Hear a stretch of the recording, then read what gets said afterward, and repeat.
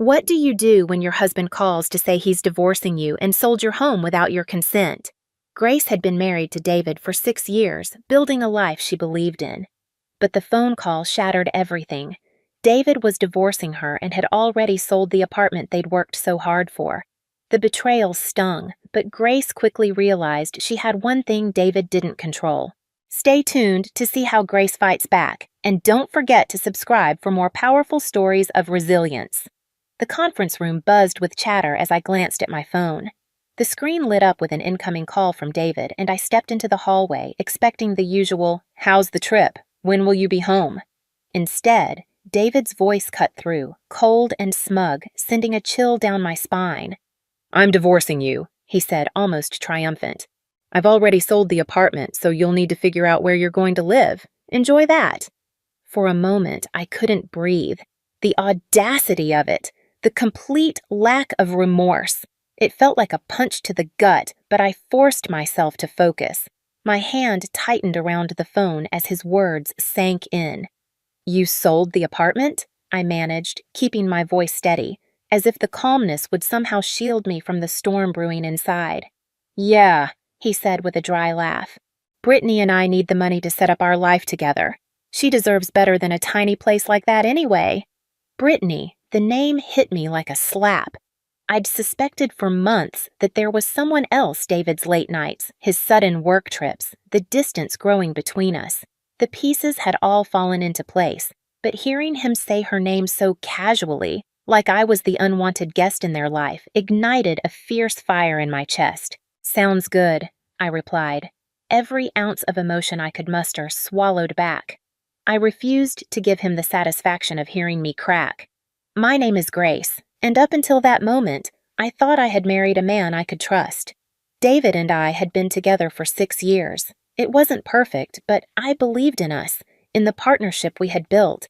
We worked hard for everything. We had our apartment, a cozy 2-bedroom in the city that had felt like a dream the moment I stepped inside. It was more than just a home. It was the symbol of everything we'd created together. At least, that's what I thought. Looking back now, the signs had always been there, small cracks in the foundation I'd been too blind to see. David's dismissive attitude when I asked about finances. His tendency to brush off my concerns with a smile and a quick kiss. I always assumed his confidence came from knowing what he was doing. But now, I realized it came from knowing he could manipulate me into believing everything was fine, that I was the one who was just too sensitive. The rest of the day passed in a blur. I sat through client meetings, nodding in all the right places while my mind raced. David thought he'd won. He thought he could tear everything down, sell the apartment I had worked so hard for, and walk away unscathed. But there was one detail he didn't know. The apartment deed had been in my name alone for months. After we refinanced earlier that year, I had it transferred. David had agreed to it without question, just happy for a lower interest rate. He hadn't bothered to read the paperwork he signed or ask about the details. His carelessness was going to be his undoing. By the time I returned to my hotel room that evening, the shock had turned into resolve. I wasn't going to cry. I wasn't going to beg. If David wanted to fight, fine. But this was a fight I was going to win. The first call I made was to Sophia, my lawyer and longtime friend. I laid everything out, voice calm, even as my heart pounded in my chest. "He sold the apartment?" she repeated, disbelief evident in her voice. "Does he even realize that he can't do that without your consent?" "Apparently not," I said, a hint of amusement creeping into my tone. "He thinks he's already spent the money on his new life with Brittany." Sophia laughed dryly. "Well, he's in for a rude awakening. The sale is invalid, you can prove sole ownership, and if he's taken any money from the buyer, he's on the hook for fraud." The word fraud sent a jolt of satisfaction through me. "What do we need to do?" I asked. "First, we'll notify the buyer that the sale isn't legal," Sophia said. "Then we'll draft a formal letter for David outlining the consequences of his actions. If he's dumb enough to try anything else, we'll take him to court." See, as I hung up, I felt a strange sense of calm settle over me. David thought he'd outsmarted me, that he'd left me powerless and scrambling. But in reality, he'd just set himself up for the ultimate humiliation.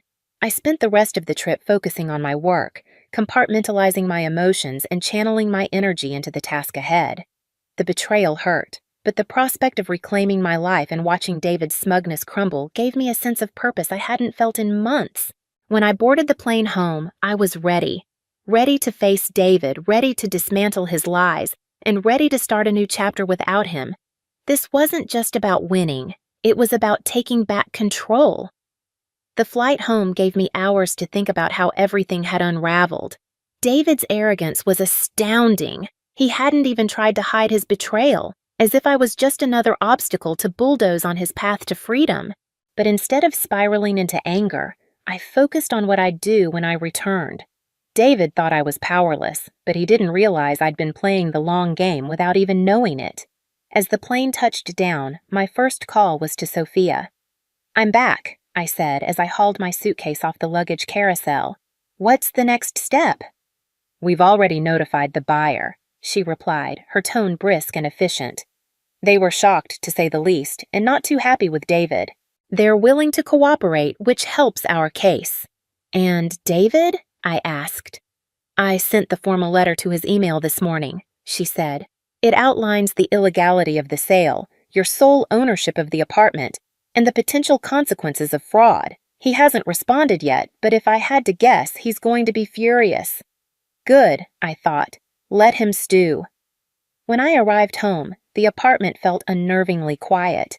David's things were still scattered around his jackets, casually draped over the chair, his shoes carelessly tossed by the door, but the atmosphere had shifted like the very energy of the place had changed.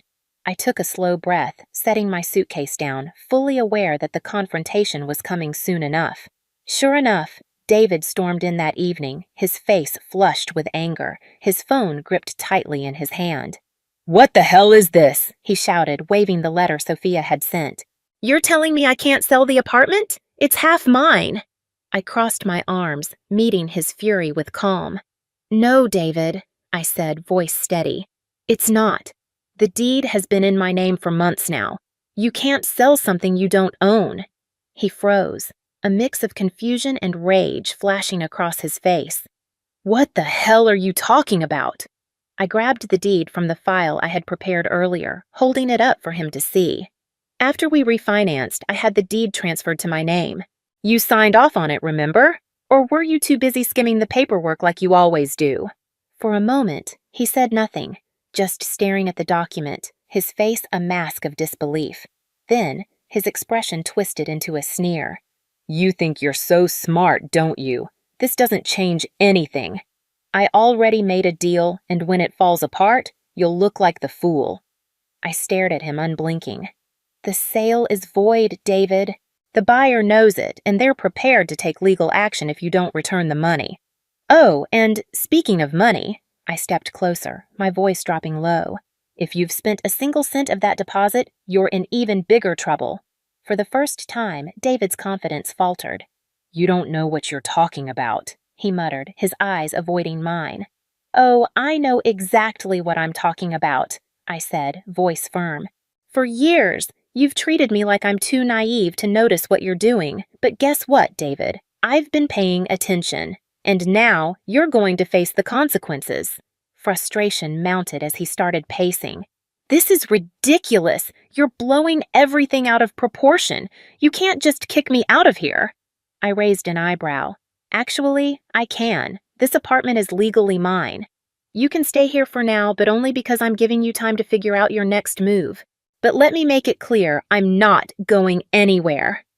In the days that followed, David's anger turned to desperation. He called me repeatedly, leaving frantic voicemails that alternated between begging and threatening. Meanwhile, Sophia worked tirelessly behind the scenes to make sure every loose end was tied up. The buyer rescinded the agreement, furious with David for wasting their time and money, and Sophia began drafting the preliminary paperwork for the divorce proceedings.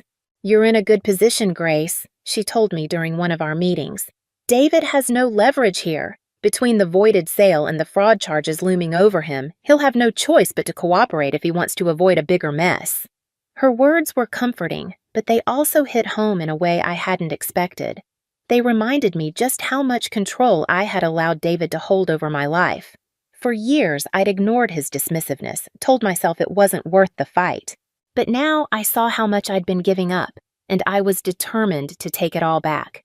One evening, Olivia, my best friend, came over to help me reorganize the apartment.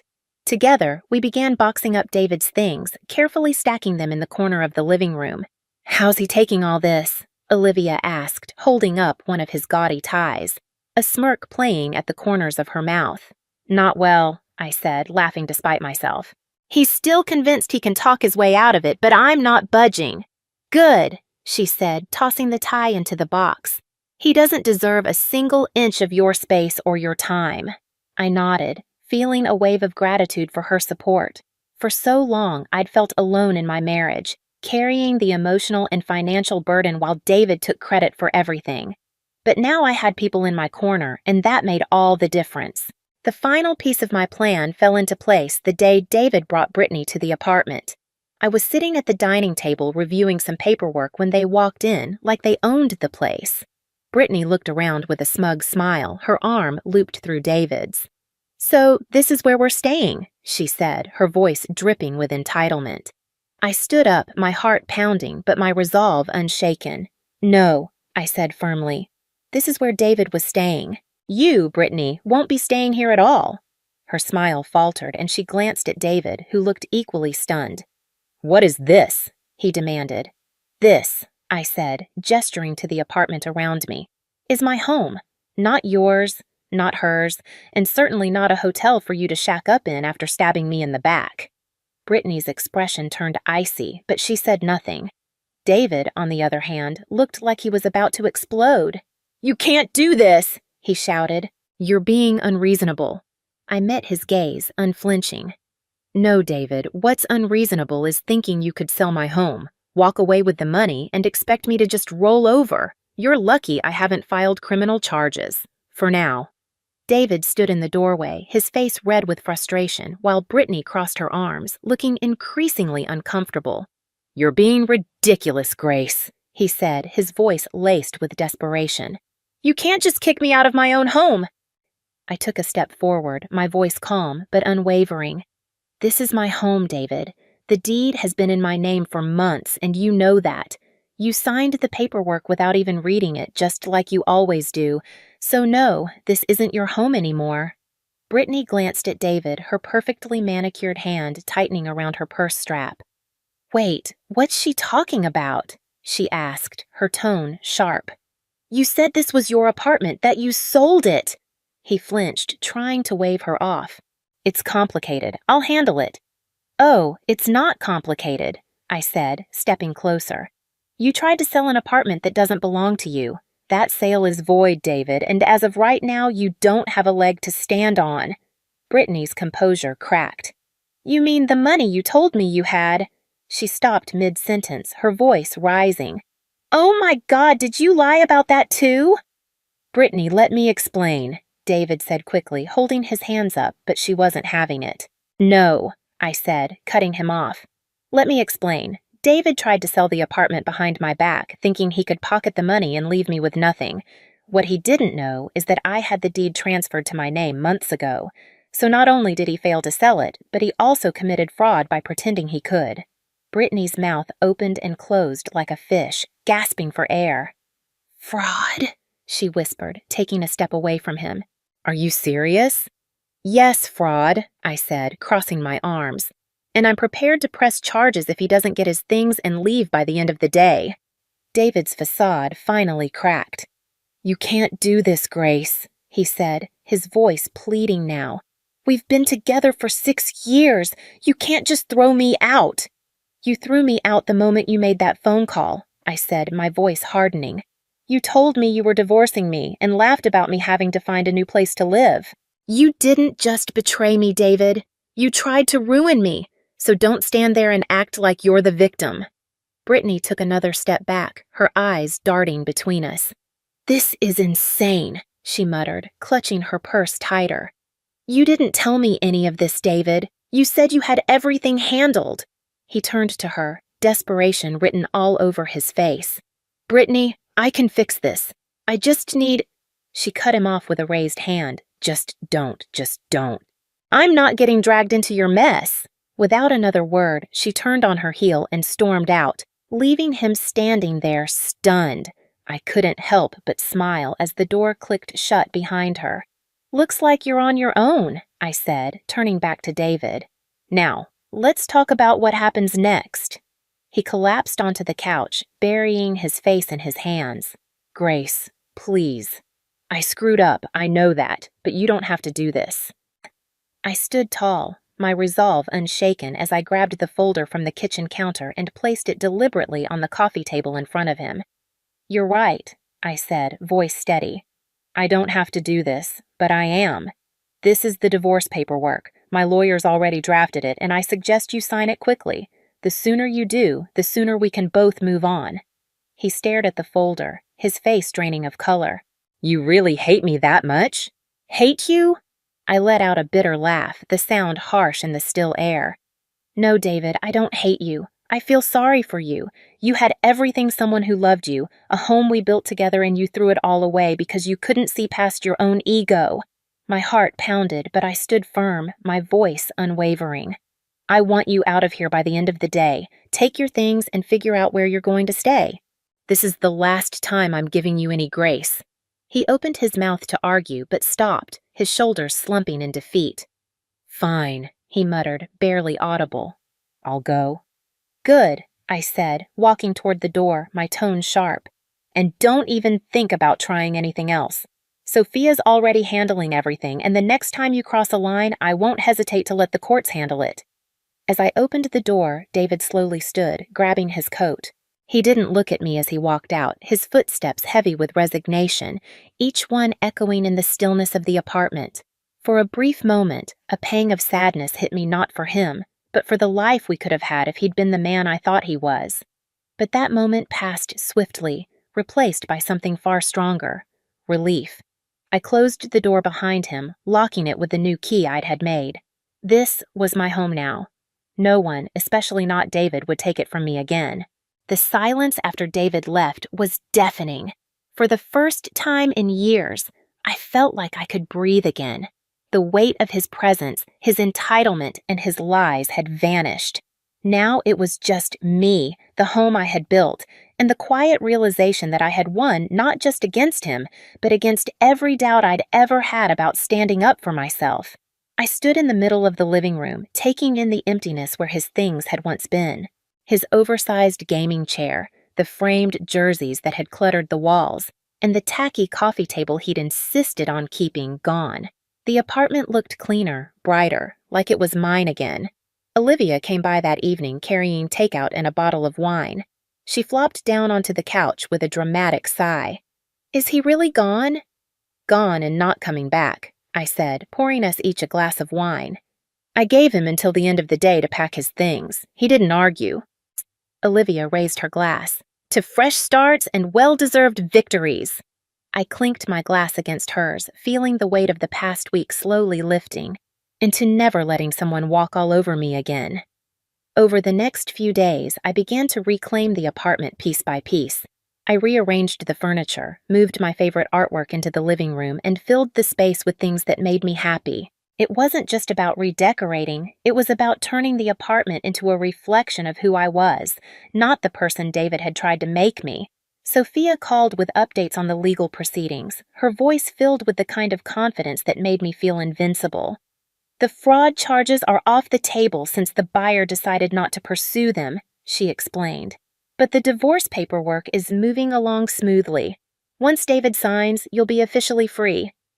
Hearing the word free made my chest tighten. It wasn't just about the divorce.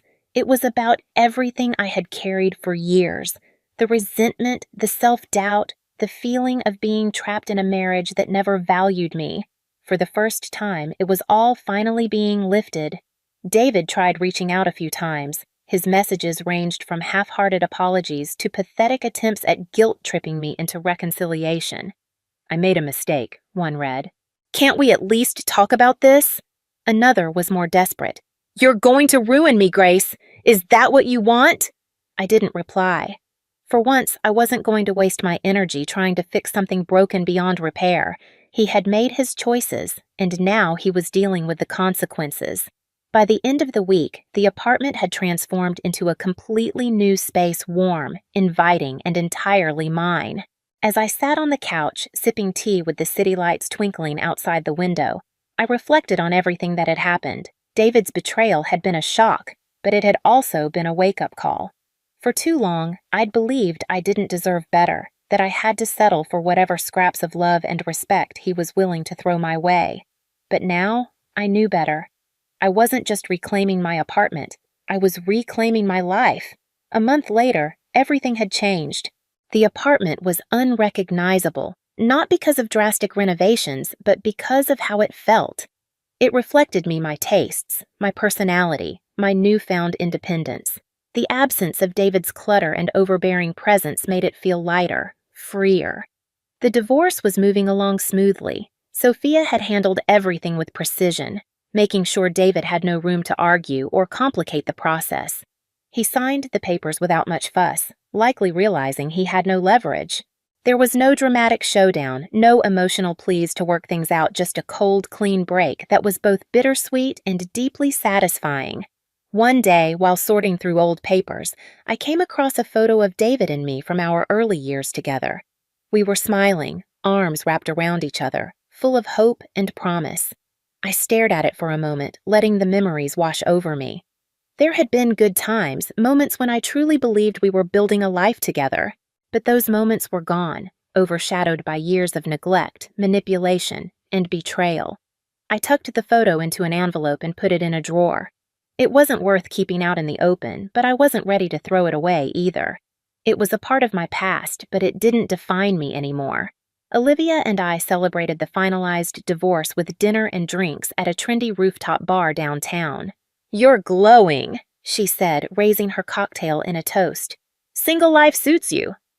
I laughed, feeling a warmth I hadn't felt in years.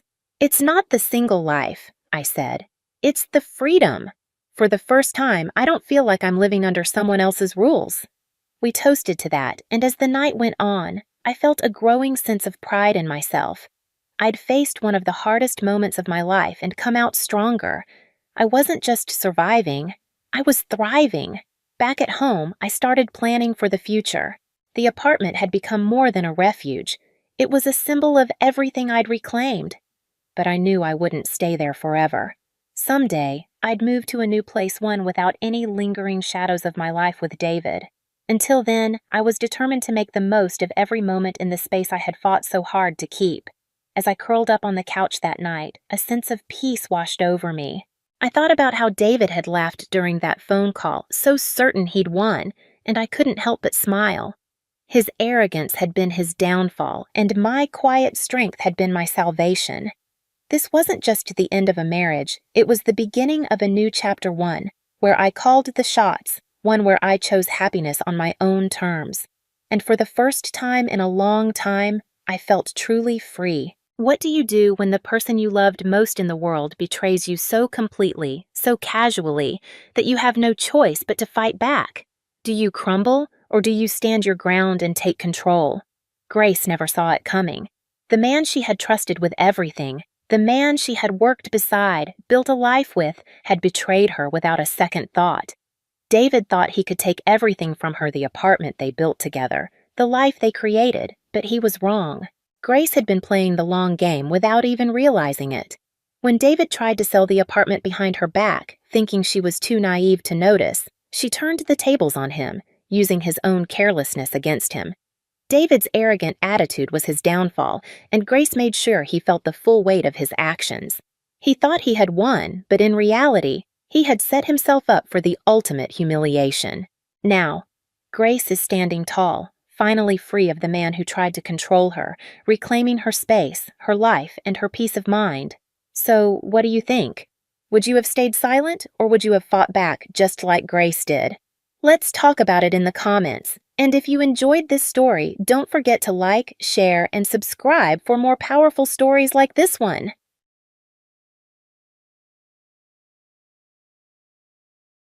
The shrill ring of my phone pierced through the quiet of my home office, startling me from my concentration. I glanced at the caller ID and felt my stomach tighten. Rachel. My mother-in-law. I took a deep breath plastered on a smile she couldn't see and answered. Hello, Rachel. How are you? Dana, dear, I hope I'm not interrupting anything important. Her voice dripped with false sweetness, a tone I'd grown all too familiar with over the years. Not at all, I lied, eyeing the stack of event plans on my desk. What can I do for you?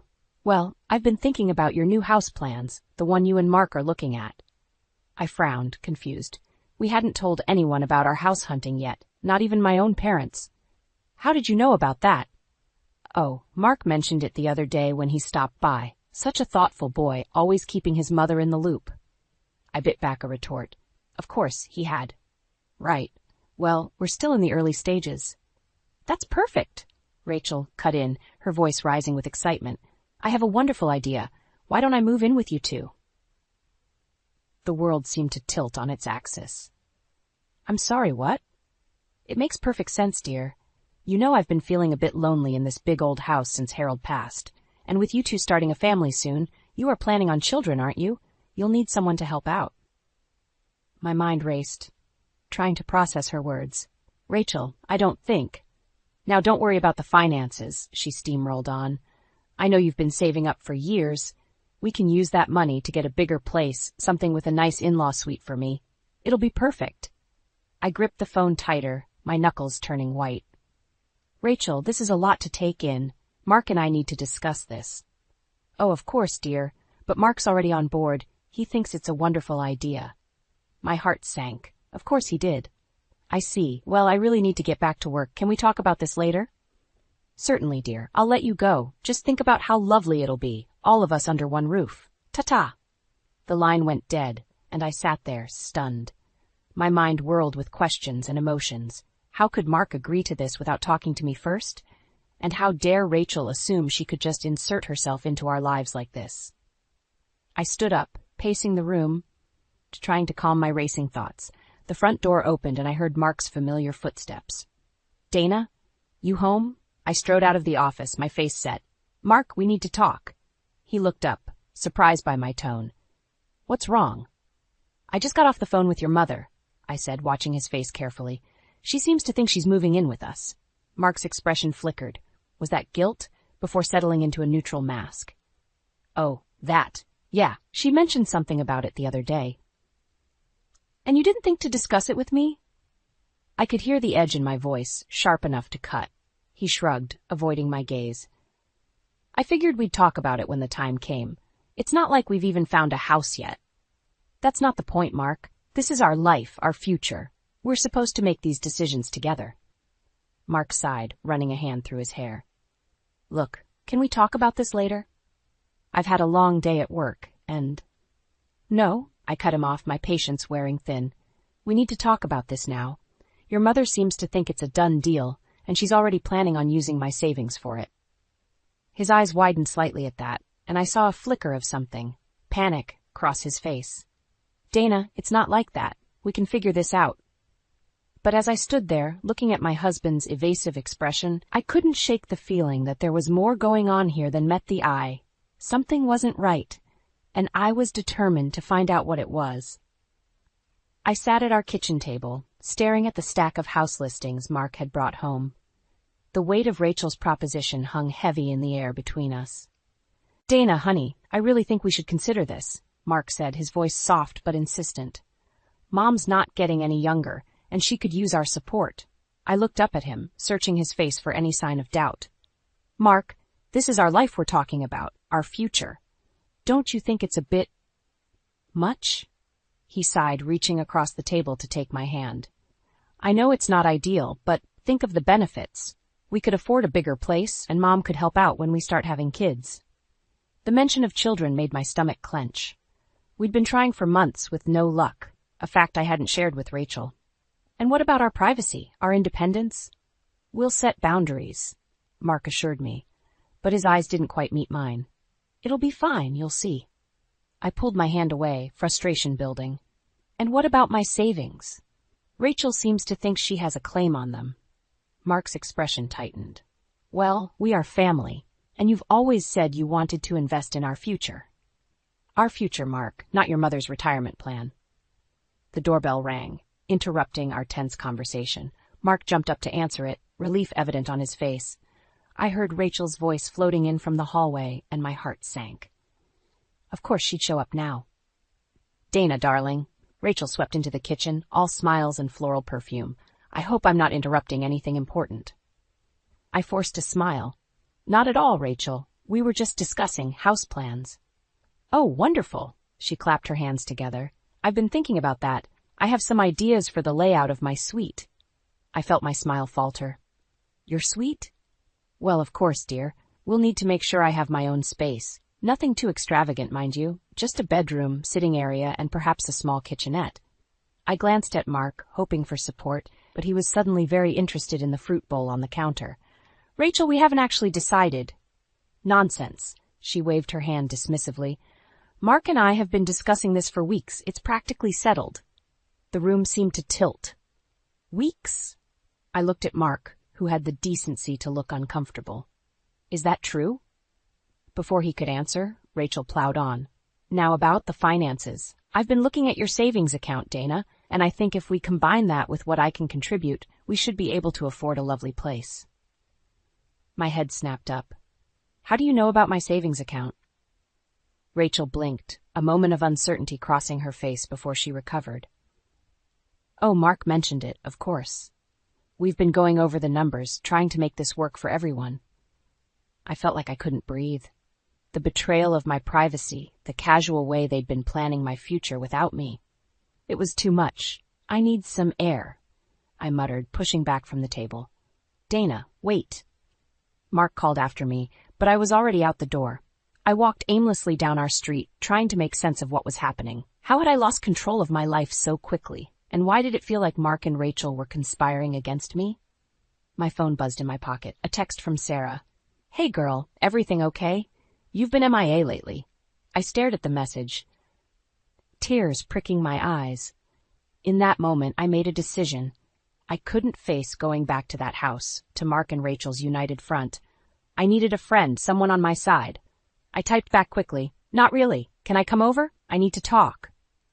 As I waited for her reply, I glanced back at my house. Through the kitchen window, I could see Mark and Rachel, heads bent close together in conversation. The sight made my stomach churn. Whatever was going on, I was determined to get to the bottom of it.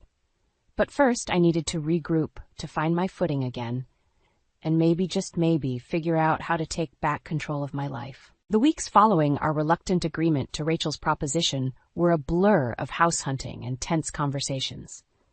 I threw myself into work, desperate for a distraction from the growing unease in my gut. But even as I planned elaborate weddings and corporate galas, I couldn't shake the feeling that something was terribly wrong in my own life. It started with little things. Hushed phone calls that abruptly ended when I entered the room. Scraps of paper with unfamiliar numbers hastily shoved into pockets. Mark's increasingly frequent late nights at the office. One evening, as I was tidying up our home office, I stumbled upon a receipt for a high-end restaurant downtown. The date was from last Tuesday, a night Mark had claimed he was working late. My hands shook as I stared at the paper, the implications hitting me like a punch to the gut. I heard the front door open and quickly shoved the receipt into my pocket. Mark's footsteps echoed through the house. "Dana, you home?" I took a deep breath, steadying myself. "In the office," I called back, trying to keep my voice neutral. Mark appeared in the doorway, his tie loosened and hair slightly disheveled. "Hey, honey, how was your day?" I forced a smile. "Fine. Busy with the Johnson wedding. How about you? Another late night?" A flicker of something, guilt, crossed his face before he nodded. "Yeah, this new project is really demanding, but it'll be worth it in the end." I bit my tongue, the receipt burning a hole in my pocket. Part of me wanted to confront him right then and there, but another part, the part that still clung to hope, held me back. Maybe there was an innocent explanation. Maybe I was jumping to conclusions. "Oh, by the way," Mark continued, oblivious to my inner turmoil, "Mom called earlier. She wants us to come over for dinner tomorrow night. Says she has some ideas about the new house she wants to discuss." I felt my jaw clench. "Of course she does." Mark frowned. "Dana, I thought we were past this. We agreed." "No, Mark," I cut him off, my frustration finally boiling over. You agreed. You and your mother decided everything without me, and I just got dragged along for the ride. He took a step back, surprise and irritation warring on his face. That's not fair. We're trying to do what's best for everyone. Are you? I challenged, pulling the receipt from my pocket. Is that what this is about, too? Mark's face paled as he recognized the paper. Where did you get that? Does it matter? I waved the receipt in front of him. What matters is that you lied to me. Again. He reached for the receipt, but I pulled it away. Dana, it's not what you think. Then what is it, Mark? Because from where I'm standing, it looks like you're hiding a lot more than just dinner plans. Before he could respond, his phone buzzed. He glanced at it, and I saw panic flash in his eyes. You should get that, I said coldly. Wouldn't want to keep your dinner date waiting. Mark's face hardened. You're being ridiculous. I'm not going to stand here and defend myself against your paranoid accusations. He turned and stormed out of the office, leaving me standing there, the receipt crumpled in my fist. I heard him grab his keys and slam the front door behind him. In the sudden silence, I felt something inside me break.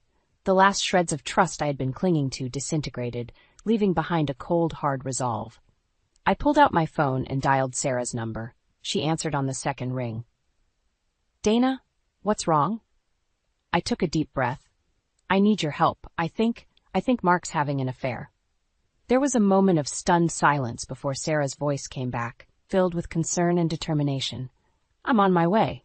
We'll figure this out together. As I hung up, I looked around the office, at the life Mark and I had built together, at the future we had planned. It all felt like a lie now. But one thing was certain. I wasn't going to be anyone's fool anymore. Whatever was going on, I was going to get to the bottom of it. And heaven help Mark if my suspicions were right. I stood in the empty living room of our soon-to-be new home, surrounded by paint swatches and fabric samples. The excitement I should have felt was overshadowed by a gnawing anxiety that had become my constant companion. What do you think about this color for the walls? I asked, turning to show Mark the soft sage green I'd been considering. He glanced up from his phone, barely registering the swatch. Whatever you think is best, honey. I bit back a sigh. This is supposed to be our home, Mark. Don't you want to have a say in how it looks? He shrugged, already looking back at his screen. I trust your judgment. You're the one with the eye for design. I turned away, fighting back tears of frustration. This house, which should have been a symbol of our future together, felt more like a prison with each passing day. Mark's indifference was just another bar on the cage. As I moved to the kitchen to lay out some tile samples, I heard Mark's phone buzz. He answered it quickly, his voice low and urgent. Now? I don't know if I can. Okay, I'll be there in 20 minutes. I stepped back into the living room, eyebrows raised. Going somewhere? Mark jumped, guilt flashing across his face before he composed himself. Oh, yeah, emergency at work. I've got to run. On a Saturday afternoon? I couldn't keep the skepticism out of my voice. You know how it is with this new project, he said, not meeting my eyes as he gathered his things. I'll make it up to you, I promise. Before I could respond, he was out the door, leaving me alone in the echoing emptiness of our future home. I sank onto the floor, surrounded by the remnants of my shattered dreams. How had we come to this? When had Mark become a stranger to me? My phone chimed, a message from Rachel popping up on the screen. Just checking in, dear. How's the house coming along? Have you considered my suggestions for the guest suite? I closed my eyes, taking a deep breath to calm the surge of anger. Rachel's suggestions had become more like demands lately, her presence in our lives growing more suffocating by the day. Instead of responding, I scrolled through my contacts and called Sarah. Hey, girl, she answered cheerfully. How's the house hunting going? Sarah, my voice cracked, I think I'm losing my mind. Dana, what's wrong? Her tone immediately shifted to concern. I poured out everything, Mark's distance, Rachel's interference, my growing suspicions. Sarah listened patiently, offering words of support and understanding. You need to confront him, she said finally. This isn't healthy for either of you. I know, I whispered. But what if I'm wrong? What if I'm just being paranoid? And what if you're right? Sarah countered. You deserve the truth, Dana, one way or another. After we hung up, I sat in silence, Sarah's words echoing in my head. She was right. I couldn't go on like this, pretending everything was fine when my world was crumbling around me. With newfound determination, I stood up and began gathering the design samples. If Mark wouldn't be part of building our dream, then I'd do it myself. This house at least would be mine. As I worked, a plan began to form in my mind. I'd finish the house, make it perfect. And then, when it was done, I'd confront Mark. I'd demand the truth, no matter how painful it might be. Hours passed as I threw myself into the task, choosing colors, textures, and layouts. It was nearly dark when I heard a car pull up outside. I stepped onto the porch, expecting to see Mark. Instead, I froze as I watched a sleek sports car I didn't recognize park in the driveway. Mark got out of the passenger side, laughing at something the driver said. As the driver's door opened, I caught a glimpse of long blonde hair and a flash of a red dress. My heart stopped as I realized it was Olivia, Mark's boss's daughter. I ducked back inside before they could see me, my mind reeling. This was it, the confirmation of my worst fears. As I heard their voices approaching, I made a split-second decision. I wouldn't confront him. Not yet. First, I needed proof, and then I'd make him regret ever betraying me. With shaking hands, I gathered my things and slipped out the back door, leaving Mark and his colleague to their private tour of our supposed dream home. One thing was certain. This dream had turned into a nightmare, and it was time for me to wake up. The morning of our house handover dawned bright and clear, a mockery of the storm raging inside me. I stood in front of the mirror, adjusting my dress and plastering on a smile that felt more like a grimace. Today was supposed to be a celebration, the start of our new life together. Instead, it felt like the beginning of the end. Mark was already downstairs, chatting animatedly on the phone. His voice drifted up, carefree and light in a way I hadn't heard in months. My stomach churned. "Ready to go?" he asked as I descended the stairs, ending his call abruptly. I nodded, not trusting my voice. The drive to our new home was silent, tension thick in the air between us. As we pulled up to the house, I saw Rachel's car already parked in the driveway. Of course, she wouldn't miss this. I took a deep breath, steeling myself for what was to come. "There you are," Rachel called out as we approached. "I was beginning to think you'd forgotten your own housewarming." I forced a laugh. "How could we forget, Rachel?" "You've only reminded us every day for the past week." She waved her hand dismissively. "Someone had to make sure everything was perfect. Now, come along. The realtor's waiting inside." As we entered the house, I couldn't help but feel a pang of pride. Despite everything, I had poured my heart and soul into making this place beautiful. The soft sage green walls, the carefully chosen furnishings, it was everything I had dreamed of. The realtor greeted us warmly, papers spread out on the dining room table. "Shall we get started?" Mark nodded, reaching for the pen. But before he could sign, the front door burst open. "Sorry I'm late," a breathless voice called out. I turned, my blood running cold as I saw Olivia, Mark's boss's daughter, striding into our home like she belonged there. "Olivia," I managed to choke out. "What are you doing here?" Mark stepped forward, his face a mask of guilt and determination. "Dana, we need to talk." The room spun around me as Mark launched into a speech I could barely comprehend. Words like affair, divorce, and moving on pierced through the fog of my disbelief. "And Olivia and I, we're in love," Mark finished, his hand now intertwined with hers. I stared at them, my world crumbling around me. "How long?" I whispered. 6 months, Olivia answered, at least having the decency to look uncomfortable. 6 months. Half a year of lies, of building this house, of planning a future that was never going to happen. I turned to Rachel, hoping against hope to see shock or disappointment on her face. Instead, I saw only smug satisfaction. "You knew," I accused, my voice breaking. "You both knew, and you let me go through with all of this anyway."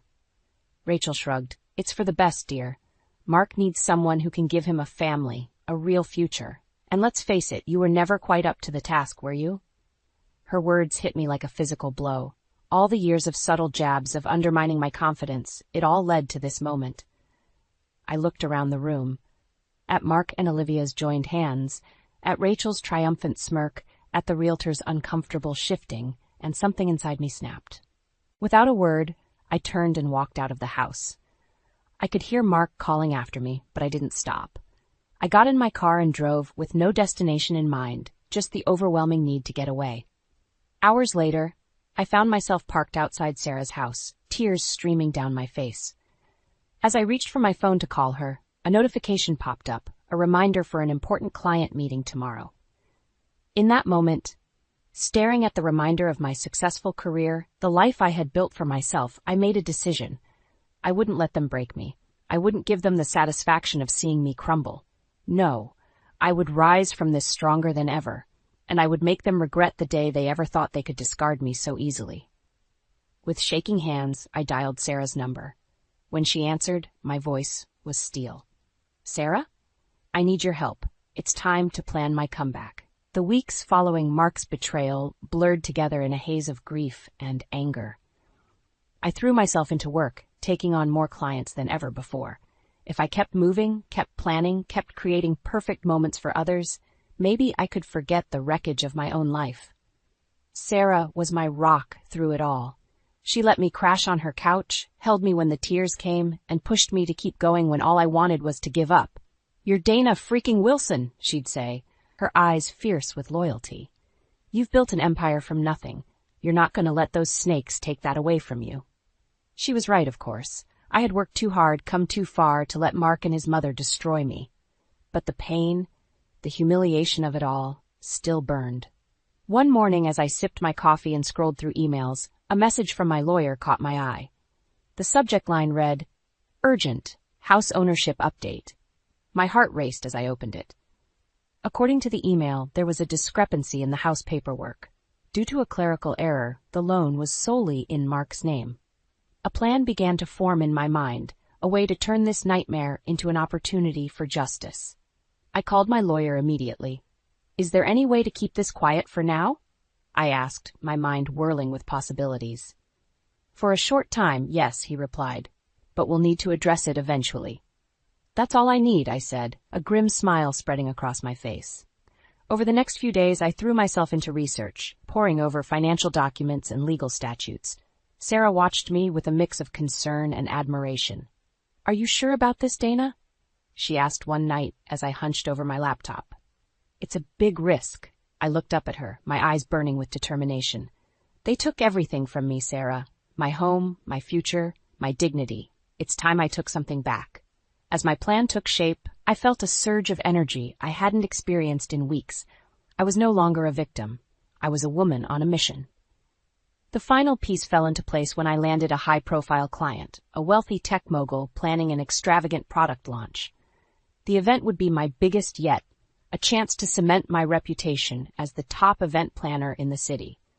But more importantly, it was the perfect cover for my true intentions. I reached out to Mark, my voice honey-sweet as I suggested a meeting to discuss the divorce proceedings. He agreed readily, probably eager to be rid of me and start his new life with Olivia. The night before our meeting, I stood in front of the mirror in Sarah's guest room, steeling myself for what was to come. The woman staring back at me was not the broken shell I had been weeks ago. She was fierce, determined, unstoppable. "You can do this," I whispered to my reflection. "You're stronger than they know." As I turned away from the mirror, my phone buzzed with a text from Rachel. "Looking forward to finalizing everything tomorrow. I hope you're prepared to be reasonable." I felt a flash of white-hot anger. Reasonable? After everything they'd done? No, reasonable was the last thing I planned to be. They had no idea what was coming. I replied with a simple, "See you tomorrow," my fingers shaking slightly as I typed. Tomorrow, everything would change. Tomorrow, I would take back control of my life and make Mark, Olivia, and Rachel pay for their betrayal. As I climbed into bed, my mind raced with the details of my plan. There was so much that could go wrong, so many ways it could backfire. But I pushed the doubts aside. I had to succeed. Failure wasn't an option. Because if this didn't work, if I couldn't pull off this final desperate gambit, I would truly lose everything. And that was a reality I wasn't prepared to face. My heart pounded as I walked into the lawyer's office, my heels clicking against the polished floor. Mark was already there, looking smug in his expensive suit. Rachel sat beside him, her hawk-like eyes following my every move.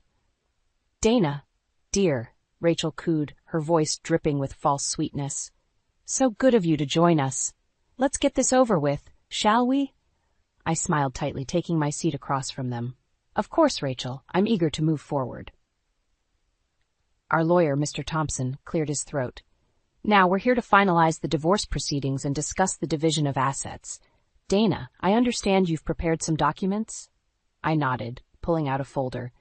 Yes, I have. Given the circumstances of our separation, I believe I've been more than fair in my proposals. Mark leaned forward, his eyes narrowing. What do you mean, fair?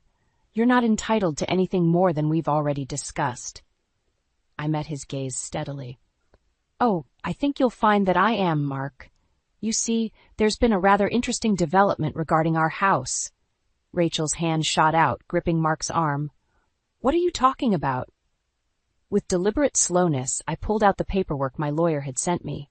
It seems there was a clerical error when we purchased the house. The loan is solely in Mark's name. The color drained from Mark's face as realization dawned. Rachel's grip on his arm tightened, her knuckles turning white. That's impossible, Mark sputtered. We bought it together. Mr. Thompson examined the documents, his brow furrowed. I'm afraid Miss Wilson is correct. Legally, the house belongs to Mr. Wilson alone. I leaned back in my chair, savoring the moment. Which means, Mark, that you're solely responsible for the mortgage. A mortgage, I might add, that's significantly higher than what you can afford on your own. Rachel's eyes flashed with anger. You conniving little... Mother, Mark cut her off, his voice strained. Let me handle this. He turned to me, desperation creeping into his tone. Dana, be reasonable. We can work something out. I raised an eyebrow. Reasonable? Like you were when you betrayed our marriage? Like Rachel was when she manipulated her way into our lives? Now see here, Rachel started, but I held up a hand, silencing her. I'm not finished. I've prepared new divorce terms. You keep the house, Mark, and all the financial burden that comes with it. In exchange, I get a larger portion of our other assets. Mark's jaw clenched. And if I refuse, I smiled coldly, then I'll be forced to go public with some rather interesting information about your company's financial practices. I'm sure your boss, and Olivia's father, would be very interested to learn about those offshore accounts. The room fell silent. I could almost hear the gears turning in Mark's head as he weighed his options. Finally, he reached for the pen. Where do I sign? As Mark scrawled his signature across the papers, I felt a weight lift from my shoulders. It was done. I had won. But as I stood to leave, Rachel's voice stopped me cold. You think this is over, she hissed. You have no idea what you've started, you ungrateful little... That's enough, Mother, Mark snapped, looking defeated. I turned to face them one last time. No, Rachel. This is exactly what I've finished. Goodbye, Mark. I hope you and Olivia are very happy together. With that, I walked out of the office, my head held high. As the door closed behind me, I heard Rachel's muffled scream of frustration, followed by the sound of something shattering against the wall. I made it to my car before the tears came. Not tears of sadness or defeat, but of relief and triumph. I had done it. I had taken back control of my life. As I drove away, my phone buzzed with a text from Sarah. How did it go? I smiled, feeling lighter than I had in months. It's done, I replied. Time to celebrate. Meet me at our spot in an hour. The road ahead was still uncertain, but for the first time in a long time, I felt ready to face whatever came next. I had survived the worst betrayal of my life, and I had come out stronger. Now it was time to build a new future, one that was entirely my own. 1 year after my divorce from Mark, I stood at the podium accepting the Entrepreneur of the Year award. The ballroom was filled with the city's elite, all eyes on me as I gripped the crystal trophy. Thank you all, I began, my voice steady. A year ago, I thought my life was over. I'd lost my husband, my home, and my sense of self. But standing here today, I realized that was just the beginning. As I spoke, I caught sight of a familiar face in the crowd. Mark, looking older and worn, sat at a table near the back. Our eyes met for a brief moment, and I saw a flicker of regret cross his face. I continued, my voice growing stronger. We all face betrayals in life. It's how we rise from them that defines us. This award isn't just for me. It's for every woman who's ever been told she's not enough, who's been betrayed or underestimated. The applause was thunderous as I stepped down from the stage. Sarah was there, enveloping me in a tight hug. You did it, girl, she whispered. You showed them all. As the night wore on, I mingled with guests, accepting congratulations and fielding business proposals. My company had grown exponentially over the past year, becoming the go-to for high-profile events across the country. "Impressive speech," a deep voice said behind me. I turned to find James Carter, owner of our biggest competitor, smiling at me. "You've come a long way, Dana." I felt a flutter in my stomach that had nothing to do with nerves. James and I had been dancing around each other for months, our competitive spirit slowly evolving into something more. "Thank you, James," I replied, returning his smile. "Care to dance?" As we swayed on the dance floor, I caught sight of Mark again. He was alone, nursing a drink at the bar. For a moment, I felt a pang of sympathy. Then I remembered Rachel's smug face, Olivia's hand in Mark's, the betrayal that had shattered my world. "Everything okay?" James asked, noticing my distraction. I looked up at him, really seeing him for the first time. Kind eyes, a warm smile, and not a hint of deceit. "Yes," I said, surprising myself with how much I meant it. "Everything's perfect." Later that night, as I unlocked the door to my new penthouse apartment, I felt a sense of peace wash over me. The place was all mine, decorated exactly as I wanted, with no compromises and no overbearing mother-in-law to appease. I kicked off my heels and poured myself a glass of champagne, walking out onto the balcony. The city lights twinkled below, full of promise and possibility. My phone buzzed with a text from Sarah. "You were amazing tonight. Brunch tomorrow to celebrate?" I smiled, typing back a quick, "Absolutely." Then, on impulse, I scrolled through my contacts until I found James' number. My finger hovered over it for a moment before I pressed call. As the phone rang, I thought about the journey that had brought me here. The pain, the betrayal, the moments of doubt, but also the strength I'd found, the friendships I'd deepened, and the woman I'd become. "Hello?" James's voice came through, warm and inviting. "Hi, James," I said, feeling a spark of excitement. "I was wondering if you'd like to join Sarah and me for brunch tomorrow?" As I listened to his enthusiastic acceptance, I realized something profound. The revenge I'd sought against Mark and Rachel, the justice I'd craved. It wasn't in the legal maneuvering or the financial victory. It was in this moment, standing here successful, respected, and open to new love. I'd not only survived their betrayal, I'd thrived because of it. And that was the sweetest revenge of all. As I ended the call with James, I raised my glass to the city skyline. "Here's to new beginnings," I toasted aloud, "and to the strength we find when we're pushed to our limits." The future stretched out before me, bright and full of possibility. Whatever came next, I knew I was ready to face it, stronger, wiser, and finally truly free.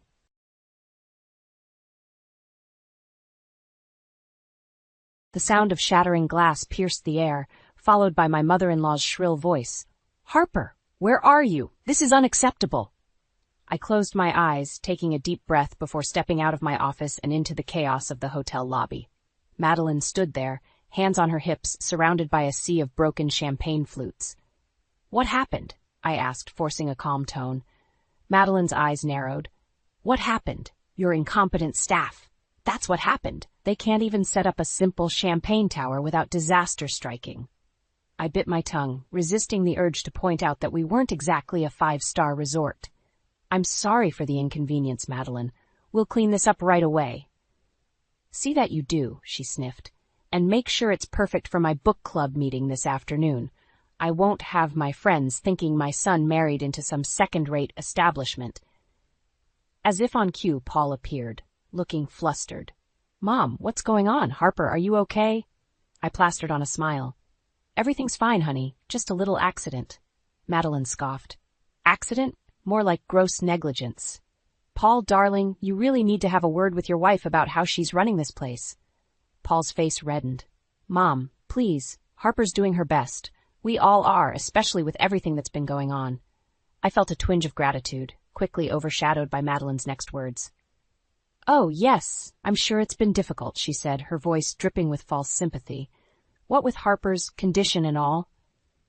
The room went silent. I felt the blood drain from my face as Paul turned to me, confusion etched across his features. "What condition?"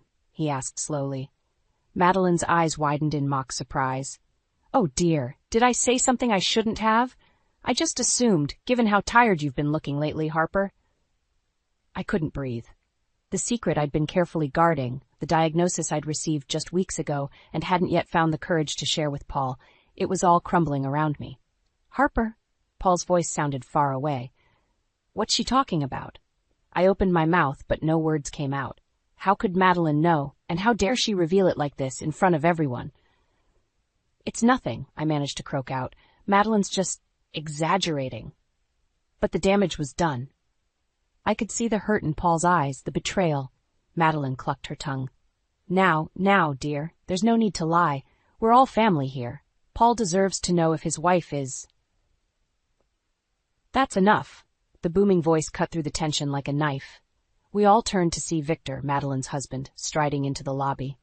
Madeline, that's quite enough, he repeated, his tone brooking no argument. This is neither the time nor the place for such discussions. Madeline had the grace to look chastened, but the triumphant glint in her eye told me this was far from over. Victor turned to me, his expression softening. Harper, I apologize for my wife's behavior. Perhaps we should all take a moment to cool down. I nodded numbly, grateful for the intervention, but knowing it was too late. The cat was out of the bag, and I'd have to face the consequences. As the group dispersed, Paul caught my arm. We need to talk, he said quietly. Now. I swallowed hard, following him to a quiet corner of the lobby. The shards of broken glass crunched under our feet, a fitting metaphor for the mess my life had suddenly become. As I prepared to face my husband's questions and Madeline's smug satisfaction, one thought echoed in my mind. This ends now. No more playing nice, no more letting Madeline walk all over me. It was time to take back control of my life, my marriage, and my hotel, no matter the cost.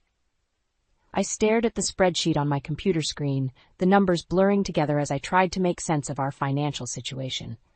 The pandemic had hit us hard, and Madeline's recent antics weren't helping. A soft knock on my office door pulled me from my thoughts. Harper? Paul's voice was hesitant. Can we talk? I sighed, bracing myself. Come in. He entered, closing the door behind him. The air between us felt thick with unspoken words and lingering hurt. I'm sorry about yesterday, he began. My mother, she had no right to reveal your condition like that. I met his gaze, steeling myself. No, she didn't. But Paul, I'm sorry too. I should have told you sooner. He nodded, sinking into the chair across from me. How bad is it? I swallowed hard. It's treatable, but it's going to be a long road. Paul reached across the desk, taking my hand. We'll face it together, I promise. Just then my phone buzzed. I glanced at the screen and groaned. It's the health department. They're coming for a surprise inspection tomorrow. Paul's eyes widened. Tomorrow? But we're not ready. Half the staff is out sick, and with the new regulations... I know, I cut him off. But we don't have a choice. We have to make this work. Paul, if we fail this inspection, we're done. He ran a hand through his hair, frustration evident. What do you need me to do? I stood up, my mind already racing. Call your parents. We need all hands on deck. Paul hesitated. Are you sure that's a good idea? After yesterday, we don't have a choice, I repeated. Your mother might drive me crazy, but she knows how to put on a show. We need that right now. He nodded, pulling out his phone. As he dialed, I headed out to rally the remaining staff. We had less than 24 hours to turn this place around. The next morning, I was running on caffeine and sheer determination. We'd worked through the night, scrubbing every surface, reorganizing storage areas, and implementing new safety protocols. As I did a final walkthrough, Madeline appeared at my elbow. Harper, dear, don't you think the lobby could use a bit more pizzazz? First impressions are everything, you know. I bit back a retort. Madeline, we're in the middle of a pandemic. The health inspector isn't looking for pizzazz. They're looking for safety and compliance. She waved a hand dismissively. Nonsense. A little glamour never hurt anyone. Now, where did I put those silk flower arrangements? Before I could stop her, she was off, leaving me to deal with the approaching inspector. I plastered on my best professional smile as I greeted him. Welcome to Sunset Inn. I'm Harper, the owner. We're ready for your inspection. The next 2 hours were a blur of checklist items, pointed questions, and barely concealed anxiety. Just as we were wrapping up in the kitchen, a commotion from the lobby caught our attention. What in the world? The inspector muttered as we hurried to investigate. The scene that greeted us was pure chaos. Madeline stood atop a stepladder, attempting to hang an enormous crystal chandelier. Silk flowers and glitter covered every surface, and the air was thick with the scent of what I could only assume was her signature perfume. "Mother, what are you doing?" Paul exclaimed, rushing to steady the ladder. Madeline beamed. "Just adding a touch of class, darling. This dreary place needed a lift." I turned to the inspector, my heart sinking. "I can explain." But his expression stopped me short. To my utter disbelief, he was smiling. "Mrs. Harper," he said, "I've seen a lot of hotels trying to adapt to these difficult times, but I've never seen one with such enthusiasm." He chuckled, shaking his head. "You pass. With flying colors, I might add." As he left, I stood there in stunned silence. Paul wrapped an arm around me, equally shocked. "We did it," he whispered. I nodded, unable to speak. We had survived, against all odds. But as I looked at Madeline, still perched atop her ladder and basking in her perceived victory, I knew our troubles were far from over. This was just the beginning. I was knee-deep in paperwork when my office door flew open, revealing a beaming Madeline.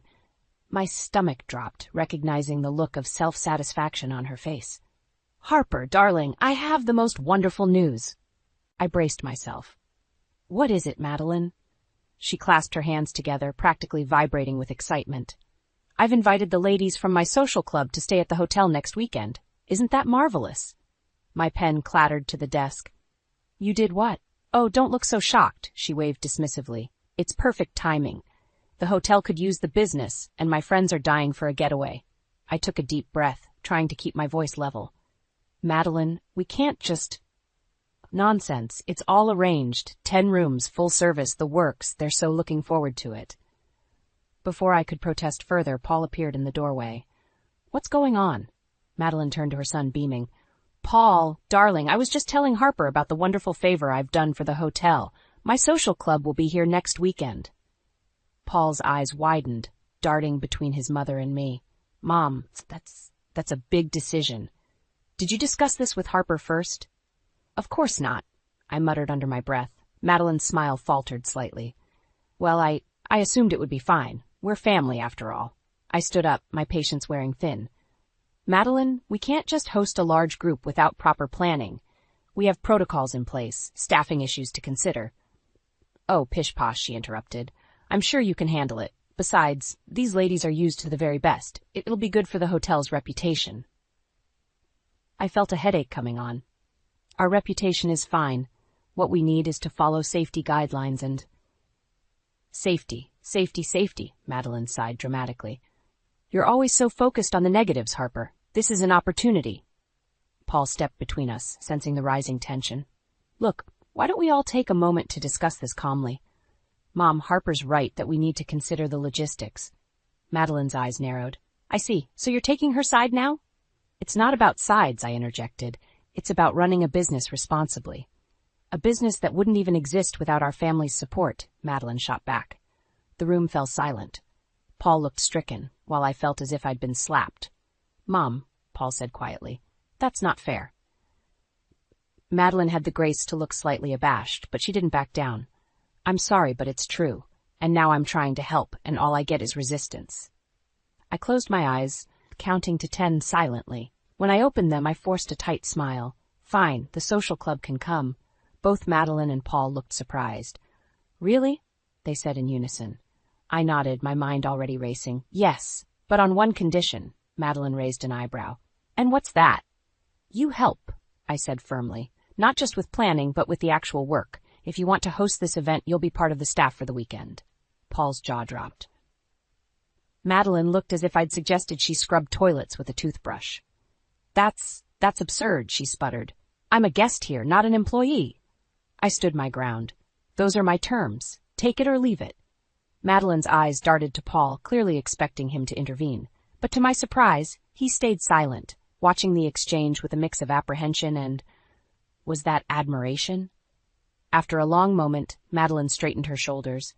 "Fine," she said coolly. "If that's what it takes to show you how things should be done around here, I accept." As she swept out of the room, Paul turned to me with a look of disbelief. "Harper, are you sure about this?" I sank back into my chair, suddenly exhausted. "No," I admitted, "but something has to change, Paul. And if this is what it takes to make your mother understand what we deal with every day, then so be it."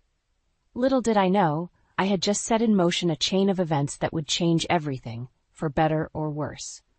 I paced our bedroom, my frustration reaching a boiling point. Paul sat on the edge of the bed, his head in his hands. "I can't take it anymore, Paul," I said, my voice trembling. "Your mother is destroying everything we've worked for." He looked up, his eyes weary. "Harper, I know she can be difficult, but—" "Difficult?" I laughed bitterly. "She's a nightmare. She's undermining my authority, spending money we don't have, and now this ridiculous social club weekend? It's too much." Paul stood, reaching for me. "I'll talk to her, I promise. We'll figure this out." I stepped back, shaking my head. "That's not enough anymore. You've been saying that for years, and nothing changes. I need you to stand up to her, Paul. Really stand up to her." His face fell. "She's my mother, Harper. What do you expect me to do?" "I expect you to support your wife," I snapped. "To put our marriage, our business first, but you never do. You always cave to her demands." Paul's expression hardened. "That's not fair. I'm trying to balance everyone's needs here." "Well, you're failing," I said, the words tumbling out before I could stop them, "and I'm not sure how much longer I can do this." The silence that followed was deafening. Paul stared at me, shock and hurt etched across his face. "What are you saying?" he whispered. I took a deep breath, steadying myself. "I'm saying that if something doesn't change, and soon, I don't know if our marriage will survive this." Paul stumbled back as if I'd struck him. "Harper, you can't mean that. We've been through so much together." "Exactly," I said, my voice softening. "We've been through so much. The pandemic, my health scare, the constant struggle to keep this whole afloat. But your mother, she's the one thing that might break us, Paul." He sank back onto the bed, looking lost. "I don't know what to do," he admitted. "I love you, Harper, more than anything. But she's my mother. I can't just cut her out of our lives." I sat beside him, taking his hand. "I'm not asking you to cut her out. I'm asking you to set boundaries, to make it clear that our marriage, our business, comes first." Paul nodded slowly. "You're right. I know you're right. It's hard." "I know," I said softly, "but we can't go on like this. Something has to give." Just then a commotion from downstairs caught our attention. We exchanged a glance before hurrying to investigate. We found Madeline in the lobby, surrounded by a group of well-dressed women.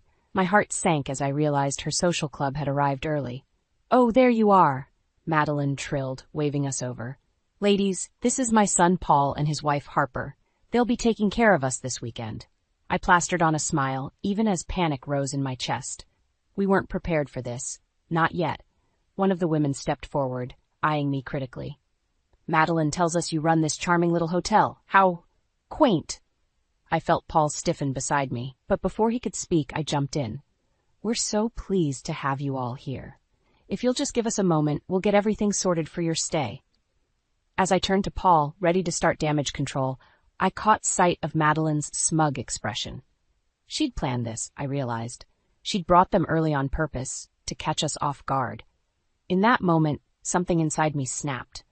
I was done playing nice, done trying to accommodate her impossible demands. I met Paul's gaze, my decision made. "It's time," I said quietly. "Either we take control now, or we lose everything." Paul hesitated for a split second, then nodded. "You're right," he said, squeezing my hand. "Let's do this." As we turned to face Madeline and her friends, I felt a surge of determination. This was it, the moment that would make or break us, and I was ready for battle. The lobby buzzed with the chatter of Madeline's friends, their voices grating on my already frayed nerves. I plastered on a smile, determined to maintain a professional facade despite the chaos unfolding around me. "Ladies, if you'll follow me, I'll show you to your rooms," I said, gesturing towards the elevator. Madeline stepped forward, linking arms with one of her friends. "Oh, don't bother yourself, Harper, dear. I know this place like the back of my hand. I'll take care of it." I felt my smile falter. "That's really not necessary, Madeline. As the hotel manager, it's my responsibility to—" "Nonsense," she interrupted, waving dismissively. "You must have more important things to do. Come along, ladies." As Madeline led her entourage away, I caught Paul's eye. He looked torn, clearly sensing my frustration but hesitant to intervene. I shook my head slightly, silently urging him to let it go. For now. The next few hours were a whirlwind of demands and complaints. Madeline's friends wanted room upgrades, special meal preparations, and amenities we simply didn't offer. With each request, I felt my control slipping away. Harper, darling, Madeline's voice rang out as I passed the hotel bar. Be a dear and bring us a round of martinis, oh, and make sure they're made with the top-shelf gin. You know the one. I gritted my teeth. Madeline, I'm not a bartender, and we don't carry that particular brand of gin. She tutted disapprovingly. Well, that's rather short-sighted, isn't it? A hotel of this caliber should be prepared for discerning guests. Her friends murmured in agreement, casting judgmental glances my way. I felt my cheeks burn with a mixture of embarrassment and anger. I'll see what I can do, I managed, retreating to the kitchen. As I leaned against the cool stainless steel counter, trying to regain my composure, I overheard Madeline's voice drifting in from the dining room. Really, it's a shame. Paul could have done so much better. The girl simply doesn't understand how to run a proper establishment. If only he'd listened to me and married Caroline instead. Her family owns that lovely chain of luxury resorts, you know. My blood ran cold. I'd always suspected Madeline disapproved of me, but to hear her speak so callously about our marriage, it was devastating. Just then, Paul entered the kitchen, his expression concerned. Harper, are you okay? You look pale. I opened my mouth to respond, but the words caught in my throat. How could I tell him what I'd just heard? Would he even believe me? Before I could decide, a commotion erupted from the dining room. We rushed out to find one of Madeline's friends standing on a chair, shrieking and pointing at the floor. A mouse! I saw a mouse! She wailed. Madeline turned to me, her eyes flashing with triumph. Well, Harper, what do you have to say for yourself? This is absolutely unacceptable. I felt all eyes on me, waiting for my response. In that moment, something inside me snapped. I was done playing nice, done trying to please everyone at the expense of my own dignity and sanity. You're right, Madeline, I said, my voice steady despite the anger coursing through me. This is unacceptable, but not because of a mouse that may or may not exist. It's unacceptable because you've turned what should have been a pleasant weekend into a nightmare for everyone involved. Gasps echoed around the room. Paul stepped forward, placing a hand on my arm. Harper, maybe we should. I shook him off gently. No, Paul, it's time for some hard truths. I turned back to Madeline and her stunned friends. This hotel may not meet your exacting standards, but it's our home and our livelihood, and from this moment on, things are going to change. As I stood there, heart pounding, I realized I'd reached a point of no return. The next few minutes would determine the future of not just the hotel, but my marriage and family as well. And I was ready to fight for all of it. The morning of checkout arrived, and I steeled myself for the confrontation I knew was coming. I'd spent the night poring over the hotel's finances, tallying up every extravagant expense Madeline and her friends had racked up. The final number made my stomach churn. As I approached the front desk, I saw Madeline holding court with her friends, all of them laughing and chatting as if they didn't have a care in the world. Paul stood off to the side, his expression a mix of concern and resignation. Ladies, I said, forcing a smile, I hope you enjoyed your stay. If you're ready to check out, I have your bills prepared. Madeline waved her hand dismissively. Oh, Harper dear, don't be silly. You know we won't be paying for this little getaway. It's family after all. I took a deep breath, my hands shaking slightly as I held out the itemized bill. I'm sorry, Madeline, but that's not how this works. The hotel is a business, not a charity. Here's the total for your stay. Her eyes widened as she glanced at the number. This is outrageous. I won't pay a cent of this ridiculous amount. Madeline, I said, my voice firm, you and your friends consumed thousands of dollars worth of food, drink, and services. We can't afford to comp all of that, especially not in this economy. She turned to Paul, her face flushing with anger. Paul, darling, control your wife. This is unacceptable behavior. I felt a surge of relief as Paul stepped forward, placing a hand on my shoulder. No, Mom. Harper's right. You need to pay for what you've used. Madeline's jaw dropped. I can't believe this. After everything I've done for you both, for this hotel. What exactly have you done, Madeline? I interrupted, my patience finally snapping. Besides criticize, undermine, and take advantage of our hospitality? The lobby fell silent, all eyes on us. Madeline's friends shifted uncomfortably, clearly unsure whether to intervene. How dare you? Madeline hissed. I've supported this hotel from the beginning. I've brought in high-profile guests. You've brought in your friends, who expect everything for free, I countered. You've spread rumors about our service, you've insulted our staff, and worst of all, you've tried to drive a wedge between Paul and me at every opportunity. Paul's grip on my shoulder tightened. Is this true, Mom? Madeline's face paled. Of course not, I would never. I heard you, I said quietly, in the dining room, talking about how Paul should have married someone else, someone from a proper family. The hurt in Paul's eyes was almost unbearable. Mom, how could you? Madeline looked frantically between us, her carefully constructed facade crumbling. I only want what's best for you, darling. This hotel, this life, it's beneath you. That's enough, Paul said, his voice hard. You need to leave, Mom, and you need to pay your bill. For a moment I thought Madeline might actually comply, but then her eyes narrowed, a cold smile spreading across her face. Fine. You want to play hardball? Let's play. I'll pay the bill, every last cent. And then I'll call in the loan I gave you to start this place. My blood ran cold. What loan? Paul's face had gone ashen. Mom, you can't. Oh, but I can, Madeline said, her voice dripping with satisfaction. Did your dear wife never tell you, Paul? This hotel wouldn't even exist without my money. And now I think it's time I got my investment back. The room spun around me as the implications sank in. If Madeline called in that loan, we'd lose everything. The hotel, our home, our entire livelihood. I turned to Paul, searching his face for some sign, some solution, but he looked as lost as I felt.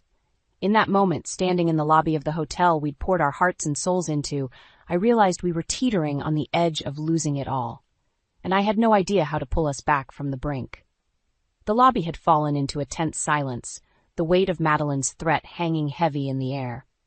I felt as if I were standing on the edge of a precipice, one wrong move away from losing everything we'd worked so hard to build. Suddenly, the front doors swung open and a familiar figure strode in. Victor, Madeline's husband, his face set in a grim expression. What in God's name is going on here? He demanded, taking in the scene before him. Madeline's demeanor instantly shifted, a saccharine smile replacing her scowl. Victor, darling, what a surprise. We were just... Save it, Madeline. Victor cut her off, his tone brooking no argument. I've heard enough on the drive over. You've gone too far this time. I exchanged a confused glance with Paul. How did Victor know what was happening? As if reading my mind, Victor turned to us. I apologize for the intrusion, Harper, Paul. One of the staff called me, concerned about the commotion. It seems my wife has been causing quite a stir. Madeline's face flushed with anger. How dare you undermine me like this, Victor? I was merely protecting our family's interests. Victor's eyes narrowed. By threatening to bankrupt our son and daughter-in-law? By treating this hotel like your personal playground? That's not protecting anyone's interests but your own, Madeline. I felt a surge of gratitude towards Victor, but it was quickly tempered by the realization that our fate still hung in the balance. The loan Madeline had mentioned still loomed over us like a guillotine.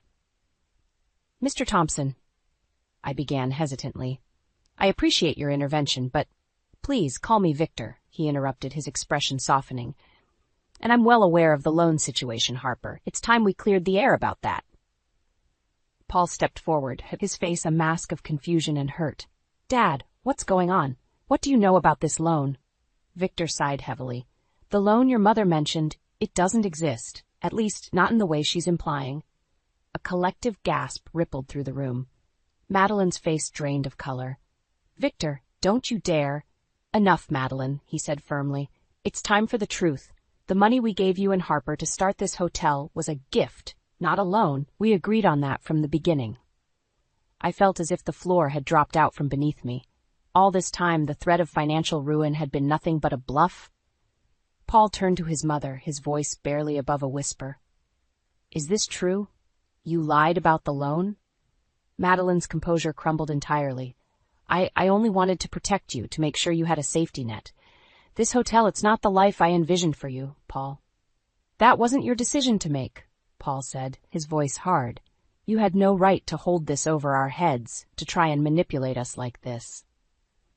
I felt a surge of pride for my husband, seeing him stand up to his mother at last, but the relief was short-lived, as I realized we still had a mess to clean up. Victor, I said, finding my voice at last, I appreciate you clearing this up, but it doesn't change the fact that Madeline and her friends have run up a significant bill they're refusing to pay. Victor nodded grimly. I'm well aware, and I assure you it will be paid in full, but I think there's a more fitting punishment for Madeline's behavior. He turned to his wife, his expression a mix of disappointment and determination. Madeline, you're going to work off every cent of that bill right here in this hotel. Maybe then you'll gain some appreciation for the hard work Harper and Paul put in every day. Madeline's jaw dropped. You can't be serious. I won't debase myself by... You will, Victor said firmly, or we'll be having a very serious discussion about our own financial arrangements when we get home. As Madeline sputtered in indignation, I caught Paul's eye. We'd won, in a sense, but at what cost? The revelations of the day had shaken the very foundation of our family, and I knew the real work was only just beginning. Standing there in the lobby, surrounded by the aftermath of Madeline's schemes, I realized we were at a crossroads. The next few days would determine not just the fate of our hotel, but the future of our entire family. And I wasn't sure if any of us were truly ready for what lay ahead. The first day of Madeline's employment at the hotel dawned bright and early. I stood in the lobby, a mixture of anticipation and dread churning in my stomach as I waited for her arrival. When she finally appeared, the transformation was startling. Gone were the designer clothes and perfectly coiffed hair. Instead, Madeline wore the standard hotel uniform, her face bare of makeup, and her expression a mixture of defiance and resignation. Well, she said stiffly, where do you want me? I took a deep breath, steeling myself. Let's start with housekeeping. We have a full house today, and the rooms need to be turned over quickly. As I led her through the daily routine, I couldn't help but feel a twinge of satisfaction at Madeline's obvious discomfort. But as the days wore on, something unexpected began to happen. Slowly, almost imperceptibly at first, Madeline's attitude started to shift.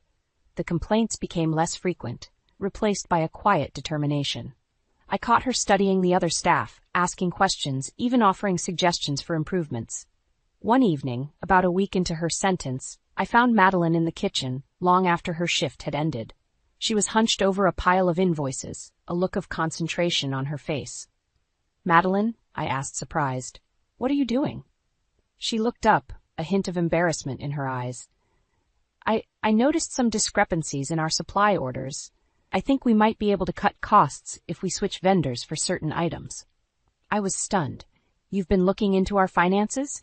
Madeline nodded, suddenly looking uncertain.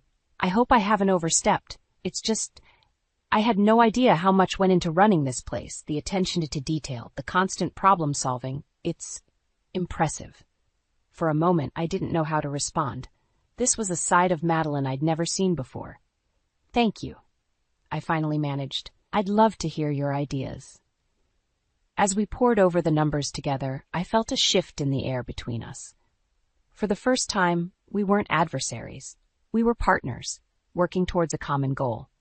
The next few weeks flew by in a whirlwind of activity. Madeline threw herself into her work with a passion that surprised us all.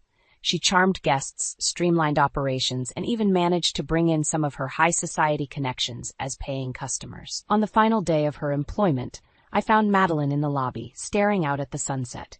She turned as I approached, and I was struck by the change in her. She looked softer somehow, more grounded. Harper, she said, her voice thick with emotion. I owe you an apology. Many apologies, actually. I shook my head. Madeline, you don't have to. Yes, I do, she interrupted. I've been horrible to you, to Paul, to everyone here. I was so caught up in my own ideas of success and status that I couldn't see what was right in front of me. This hotel, it's not just a business, it's a home, a family, and I'm ashamed that it took me this long to realize that. Tears pricked at my eyes as I listened to her words.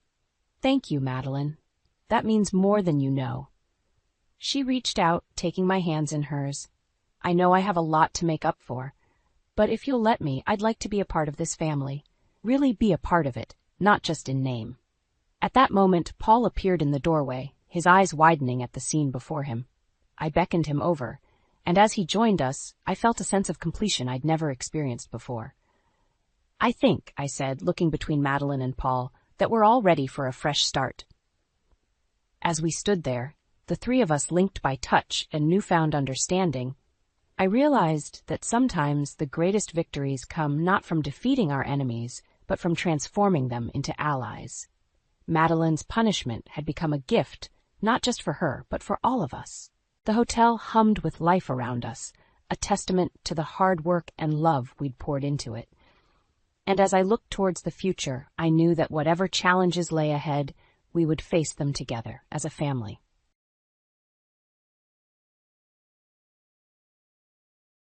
The necklace glinted in the dim light of our bedroom, its delicate silver chain coiled like a serpent on my palm.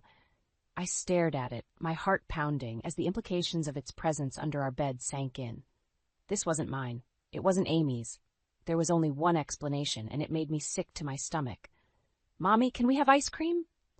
Amy's voice floated up from downstairs, snapping me back to reality. I quickly shoved the necklace into my pocket. "Just a minute, sweetie," I called back, trying to keep my voice steady. As I made my way downstairs, I could hear Doug in the kitchen, his laptop keys clicking away. He barely looked up as I entered. "Hey, can you grab Amy some ice cream?" "I'm in the middle of this proposal," he said, not taking his eyes off the screen. I clenched my jaw, fighting back the urge to confront him right then and there. "Sure," I managed, opening the freezer. "Amy, come get your ice cream." Our 3-year-old came bounding in, pigtails bouncing.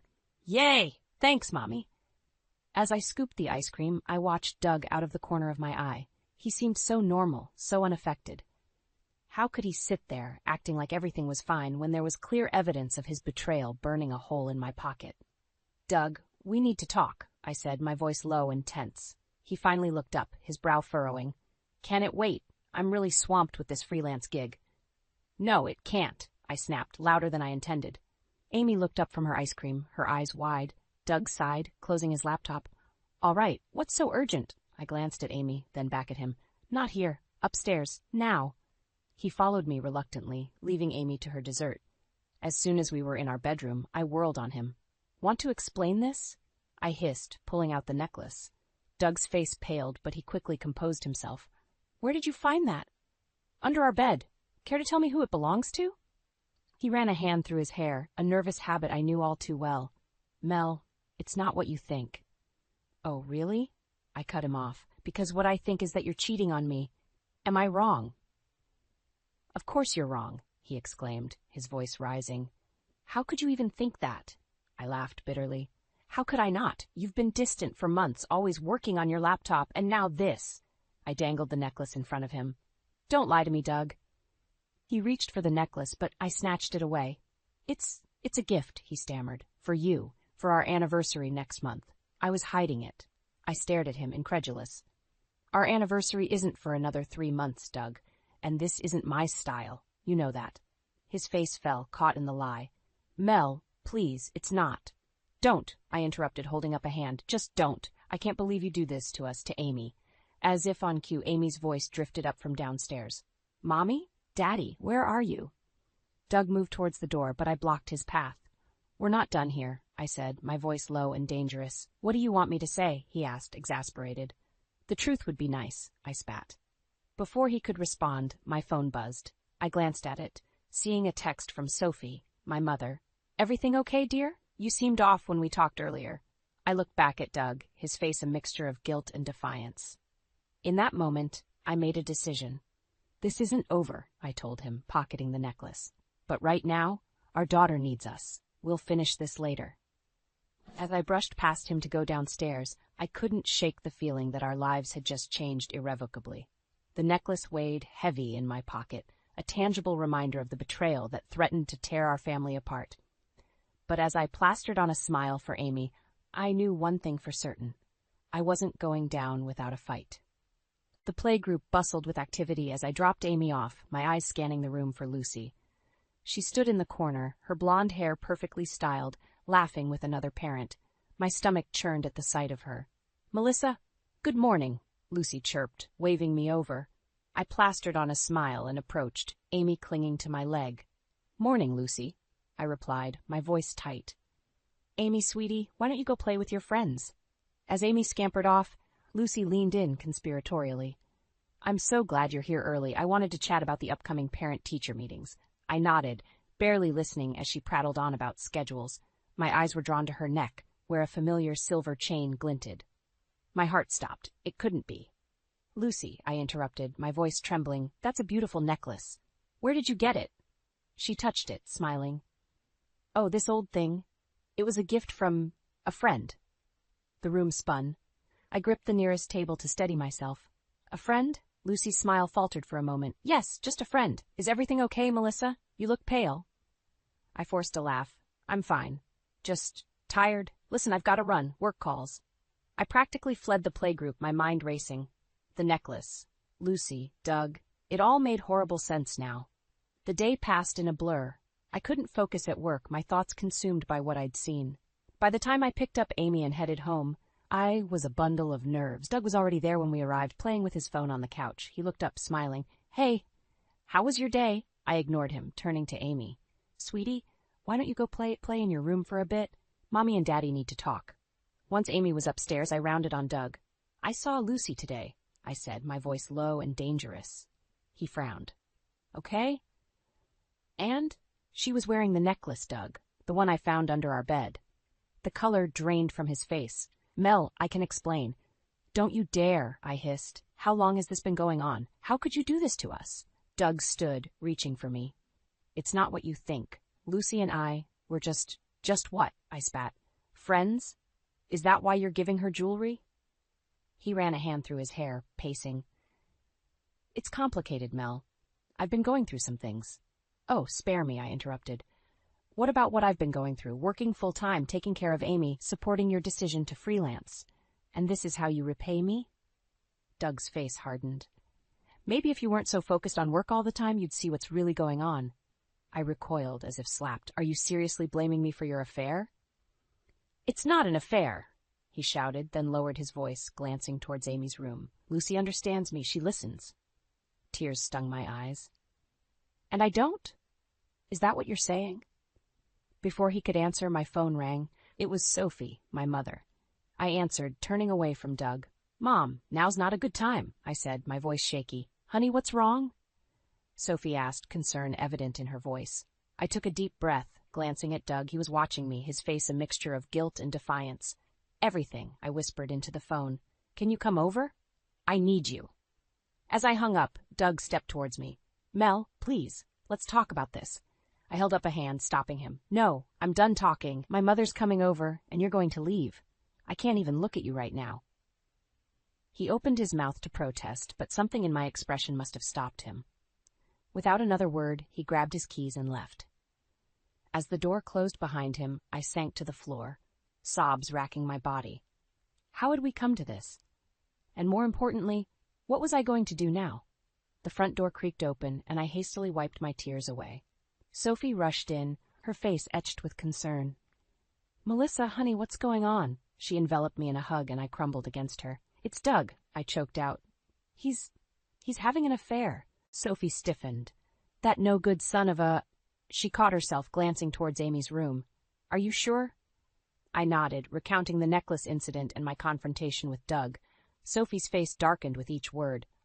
I'll kill him, she muttered. Mom, please, I sighed. I need to figure out what to do next. Before she could respond, the front door opened again.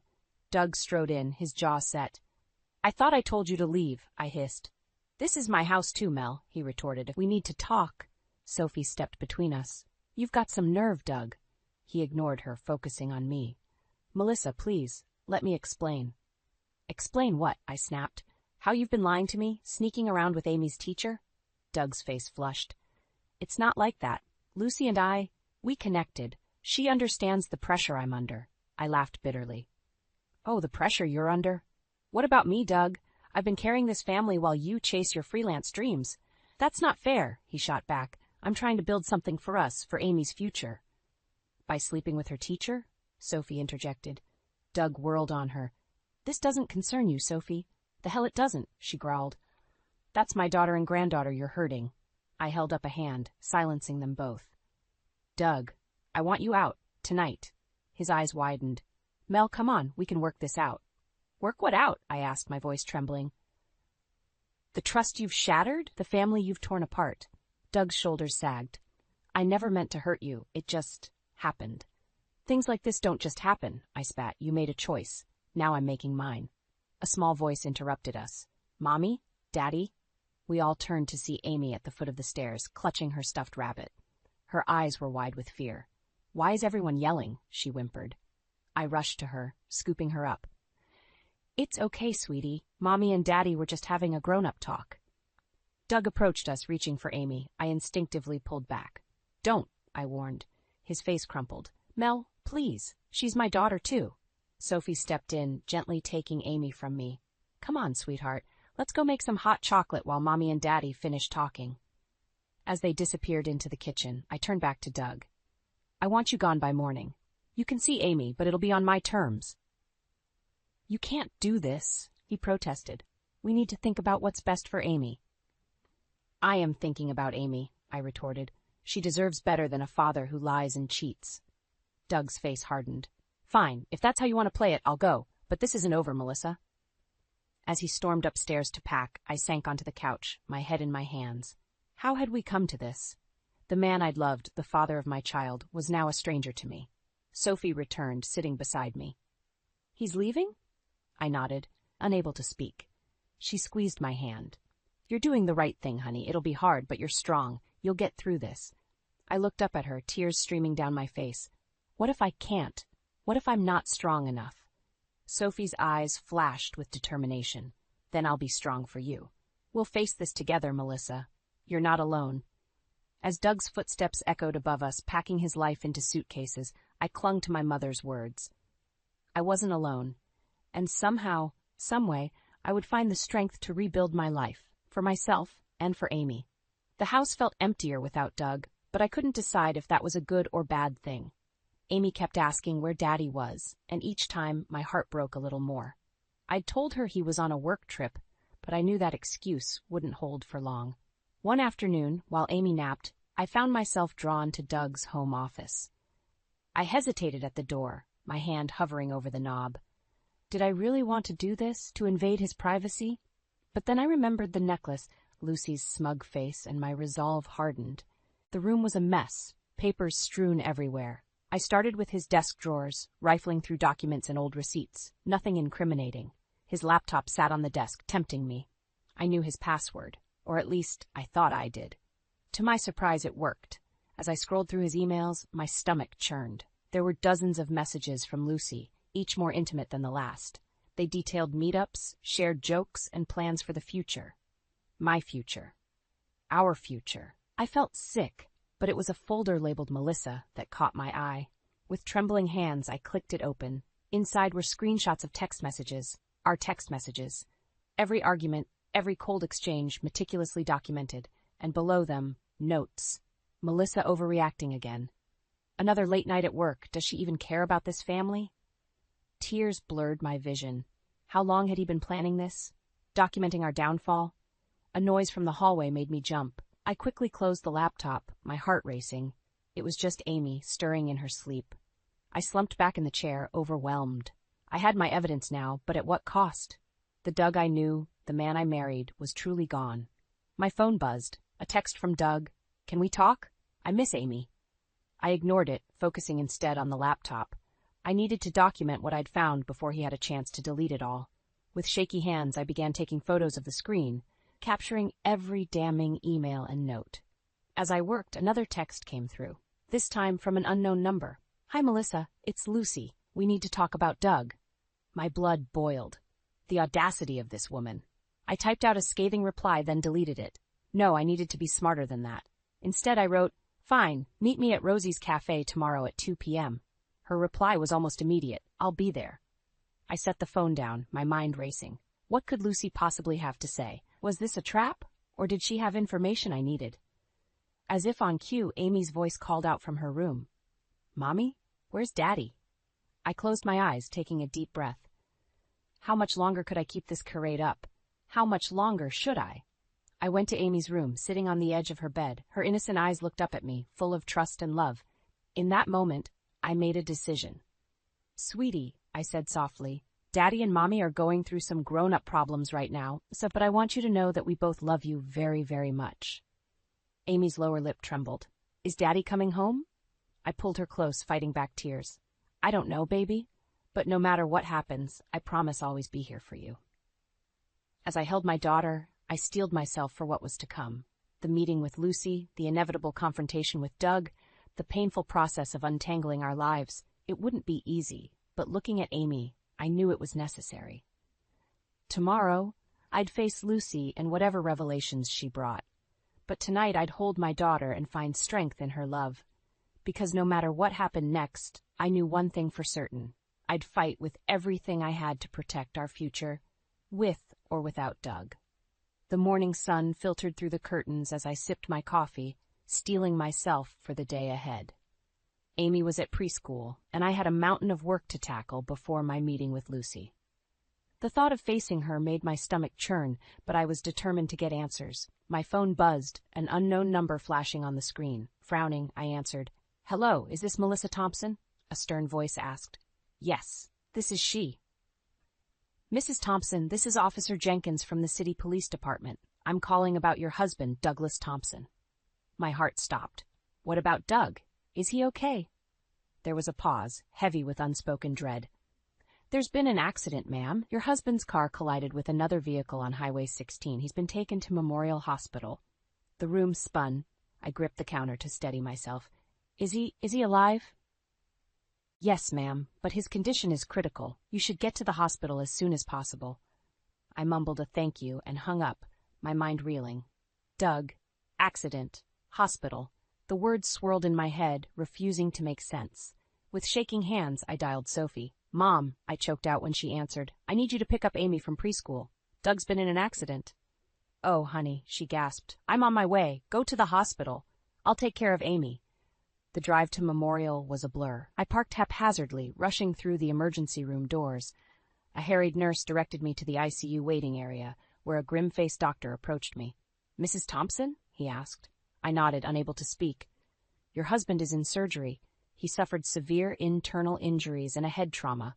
The next 24 hours will be critical. I collapsed into a chair, my legs no longer able to support me. Will he make it? The doctor's face softened.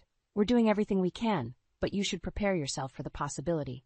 His voice faded as I spotted a familiar figure down the hall. Blonde hair, tear-streaked face, a bandage on her forehead. Lucy. Rage surged through me, momentarily displacing my fear. I stood, marching towards her. What are you doing here? I demanded. Lucy's eyes widened in panic. Melissa, I can explain. Explain what? I hissed. Why you're here? Why my husband is fighting for his life? She flinched, tears spilling down her cheeks. I was in the car with Doug. We were going to tell you everything today. The world tilted on its axis. You were in the car? You caused this? No, she cried. It wasn't our fault. A truck ran a red light. Doug, he swerved to protect me. I staggered back, bile rising in my throat. Even in crisis, Doug had chosen her. A nurse approached, eyeing us warily. Miss Ellison, we need to check your concussion. I watched, numb, as Lucy was led away. She glanced back, her eyes pleading, but I turned away. I couldn't deal with her. Not now. Hours passed in a haze of coffee and hushed conversations. Sophie arrived, squeezing my hand and murmuring comforting words I couldn't process. All I could think about was Doug, lying on an operating table, his life hanging by a thread. Finally, the surgeon emerged, his face grave. Mrs. Thompson, your husband is out of surgery. He's stable, but... I braced myself for the worst. There's been significant brain damage. We won't know the full extent until he wakes up. If he wakes up. The world narrowed to a pinpoint. If he wakes up. The words echoed in my head, a cruel taunt of what might never be. Can I see him? I whispered. The doctor nodded, leading me to Doug's room. I gasped at the sight of him, pale and still, surrounded by beeping machines. This broken man couldn't be my Doug, the father of my child, the center of my world for so long. As I sank into the chair beside his bed, taking his limp hand in mine, I was hit by a staggering realization. Despite everything, the betrayal, the lies, the pain he'd caused, I wasn't ready to let him go. Not like this. In that sterile hospital room, watching Doug's chest rise and fall with mechanical precision, I made a decision. Whatever happened next, whether he lived or died, I would face it head on. For Amy, for myself, and yes, even for Doug. Because some bonds, no matter how frayed, are too strong to break completely. The hospital corridor seemed endless as I made my way to Doug's room. It had been 3 days since the accident, and he'd finally regained consciousness. My emotions were a tangled mess of relief, anger, and dread. As I approached his room, I heard voices. One was Doug's, weak but unmistakable. The other was Lucy's. My blood boiled. I burst through the door, startling them both. Lucy jumped away from Doug's bedside, guilt written all over her face. "Melissa," Doug croaked, his eyes widening, "I can explain." "Save it," I snapped. I turned to Lucy. "Get out, now." She hesitated, looking at Doug. He nodded slightly, and she scurried past me, avoiding eye contact. Once we were alone, I faced my husband. He looked small and broken in the hospital bed, but I steeled my heart against pity. "How long?" I demanded. Doug closed his eyes, sighing. 6 months. The admission hit me like a physical blow. 6 months. Half a year of lies, of betrayal. Why? My voice cracked. Why her? Why throw away our family? He struggled to sit up, wincing in pain. I didn't mean for it to happen. Lucy, she understood me, made me feel alive again. And I didn't? Tears stung my eyes. What about Amy? Did you think about her at all? Guilt flashed across his face. Of course I did. I love Amy more than anything. Not enough to stay faithful to her mother, I spat. Doug reached for my hand, but I pulled away. Mel, please. I know I messed up, but this accident, it's made me realize what's truly important. I want to make things right. I laughed bitterly. Make things right? Doug, you were in that car with her. You were going to leave us. He shook his head vehemently. No, we were coming to talk to you, to confess everything. How noble of you, I said, my voice dripping with sarcasm. And now what? You expect me to forgive and forget? Doug's face crumpled. I'm asking for a chance, for Amy's sake, if nothing else. The mention of our daughter sent a fresh wave of pain through me. How would I explain this to her? A knock at the door interrupted us. It was Doug's doctor. Mr. Thompson, Mrs. Thompson, he greeted us solemnly. I have your latest test results. The atmosphere in the room shifted, tension crackling in the air. The head trauma has caused some complications, the doctor explained. There's a high probability of long-term cognitive and motor function impairment. The words hung heavy between us. Doug would need extensive care and rehabilitation. The implications were staggering. As the doctor continued explaining the prognosis, I felt the weight of responsibility settling on my shoulders. Despite everything, Doug was still Amy's father. Could I really walk away now? But then I remembered the betrayal, the lies, the secret meetings with Lucy. The life we'd built together was already in ruins. Did I owe him anything more? The doctor left, and silence fell over the room. Doug looked at me, his eyes pleading. Melissa, he whispered, I know I don't deserve it, but I'm begging you, don't give up on us. I stood there, torn between fury and compassion, between the vows we'd made and the trust he'd shattered. The future I'd imagined for us lay in pieces, and I had no idea how to put it back together, or if I even wanted to. I can't do this right now, I said finally, my voice trembling. I need time to think. As I turned to leave, Doug called out, Mel, wait, what about Amy? What do we tell her? I paused at the door, my hand on the knob. Without looking back, I replied, I'll figure it out, like I always do. Stepping into the hallway, I leaned against the wall, my legs weak. The enormity of the situation crashed over me. In a matter of days, my life had been turned upside down. Now I faced an impossible choice: stay and try to rebuild what was broken, or walk away and start anew. As I made my way out of the hospital, one thought echoed in my mind. Whatever I decided, nothing would ever be the same again. The whispers started the moment I stepped into the grocery store. Eyes darted away when I looked up, hushed conversations halted mid-sentence. News travels fast in a small town, and our scandal was the juiciest gossip in years. I grabbed a cart, trying to ignore the stares burning into my back. As I reached for a box of Amy's favorite cereal, a familiar voice made me freeze. Melissa? Oh, honey, I'm so sorry. I turned to face Linda, my next-door neighbor and longtime friend. Her eyes were filled with pity, and I felt my cheeks burn with humiliation. It's fine, Linda, I muttered, attempting a smile. We're managing. She touched my arm, her voice lowering. If you need anything at all, just let me know. That Doug. I always thought he was too good to be true. I nodded, fighting back tears. Thanks, I appreciate it. As I hurried away, I overheard another shopper whisper, Can you believe it, with Amy's teacher of all people? My hands shook as I grabbed items off the shelves, desperate to finish and escape. But as I rounded the corner to the dairy aisle, I came face to face with Lucy. She looked terrible, pale, with dark circles under her eyes. When she saw me, she froze, terror flashing across her face. For a moment, we just stared at each other. Then, something inside me snapped. "How dare you show your face here?" I hissed, advancing on her. Lucy backed away, hands raised. "Melissa, please, I'm so sorry." "Sorry?" I laughed bitterly. "You destroyed my family and you're sorry?" By now, a small crowd had gathered, watching our confrontation with morbid fascination. Now, Lucy's eyes darted around, panicked. "I never meant for any of this to happen. Doug and I." "Don't you dare say his name," I spat. "You have no right. Do you have any idea what you've done? To me? To Amy?" Tears streamed down Lucy's face. "I've lost everything too. My job, my reputation." "Good," I snarled. "You deserve to lose it all." Suddenly, Sophie appeared at my side, gently grasping my arm. "Melissa, honey, let's go. This isn't the place." I shook her off, my rage building. "No, Mom, she needs to hear this. Everyone needs to hear this." I turned to the gathered crowd, my voice rising. "You want to know the truth?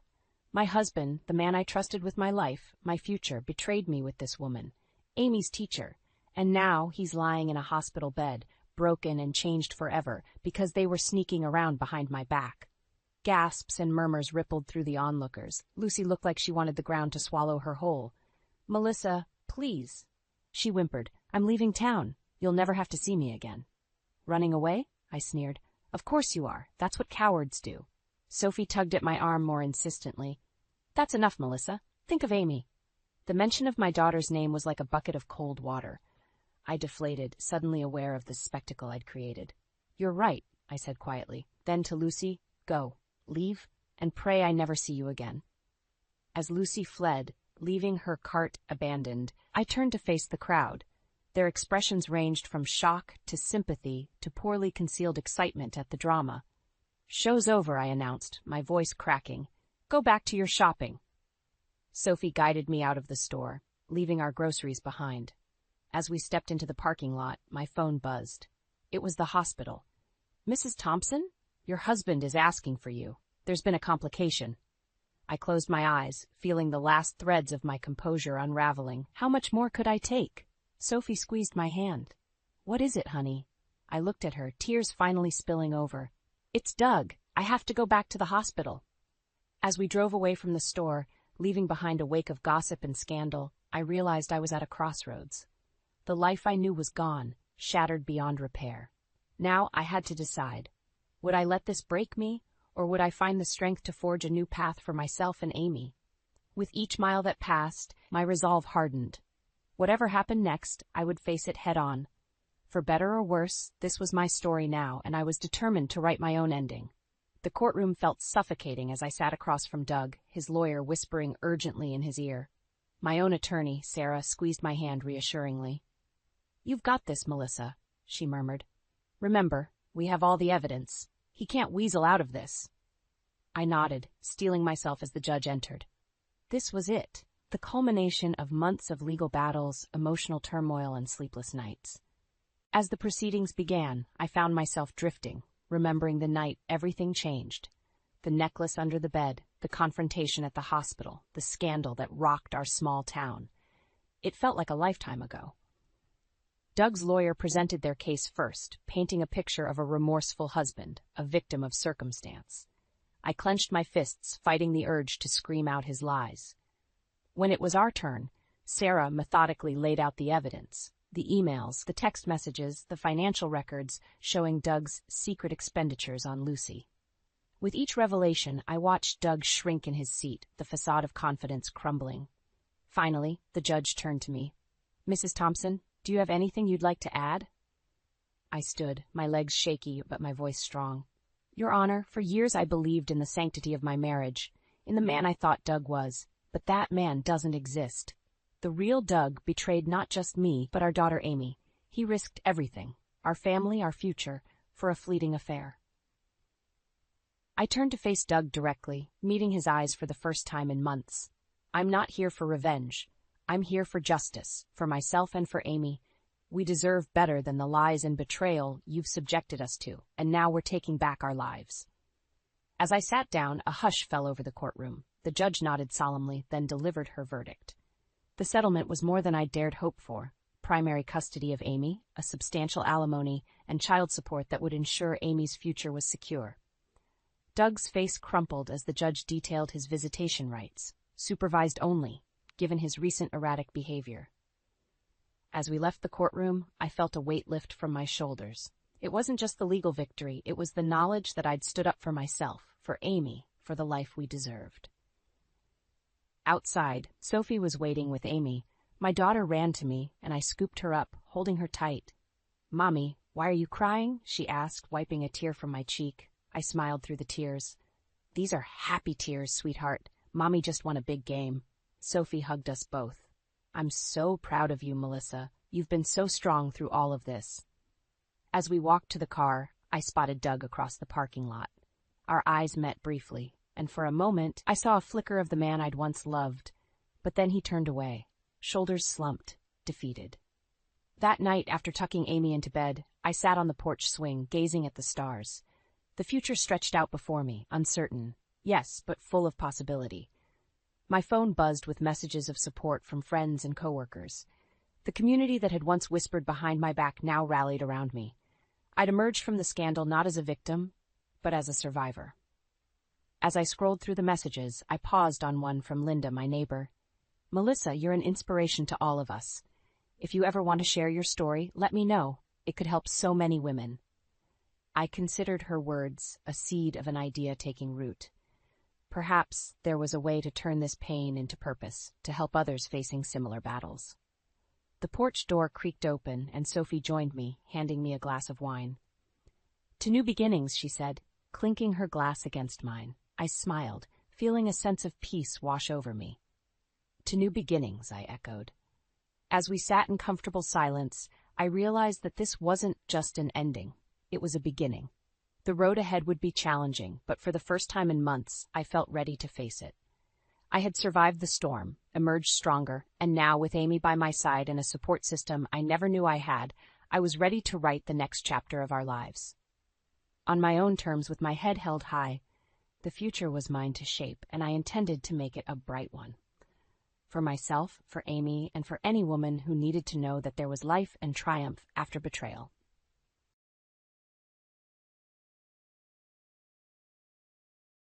The sound of shattering glass jolted me awake. I sat up in bed, heart pounding, and reached for Jake. His side was empty, still made up from the night before. Right, he'd stayed at his parents' house to help with some renovations. I slipped out of bed, grabbed my robe, and crept towards the noise. "Jake?" I called out tentatively. "Is that you?" No answer. As I rounded the corner into our living room, I gasped. My mother-in-law, Martha, stood amid a sea of broken picture frames, family photos scattered across the hardwood floor. "Oh, Claire," she exclaimed, her voice dripping with false sweetness. "I'm so sorry, dear. I was just trying to straighten these photos, and they all came tumbling down." I blinked, trying to process the scene. "Martha, it's 6 a.m. How did you get in?" She waved a key in the air. "Jake gave me a spare, in case of emergencies." "Of course he did." I bit back a sigh and forced a smile. "Well, let me help you clean this up." As we gathered the broken glass, I noticed Martha scrutinizing each photo. She'd looked at one of Jake and me on our honeymoon. "Oh, Claire, you really should have worn a hat. The sun's so aging on the skin." I gritted my teeth. "I'll keep that in mind for next time." The front door opened, and Jake walked in, looking surprised to see us. "Mom, what are you doing here?"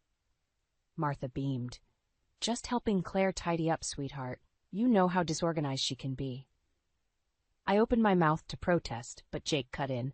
"That's so thoughtful of you, Mom. Isn't that nice, Claire?" I nodded, not trusting myself to speak. Jake's phone buzzed. He glanced at it and frowned. "Oh, shoot. Dad needs help with the drywall. I've got to run back." "But you just got here," I protested. "I thought we were having breakfast together." He kissed my cheek absently. "Rain check? Mom, you'll keep Claire company, right?" Before I could object, they were both gone, leaving me alone with the mess and a growing sense of unease. Later that afternoon, I visited my parents. Dad was having one of his good days, alert and chatty as we sat in their sunny kitchen. "How's married life treating you, Pumpkin?" he asked, his eyes twinkling. I hesitated. It's An adjustment. Mom patted my hand. That's normal, dear. Your father and I had our rough patches, too. Dad chuckled. Remember when your mother thought I was having an affair with my secretary? Mom swatted his arm playfully. How was I supposed to know you were planning my surprise party?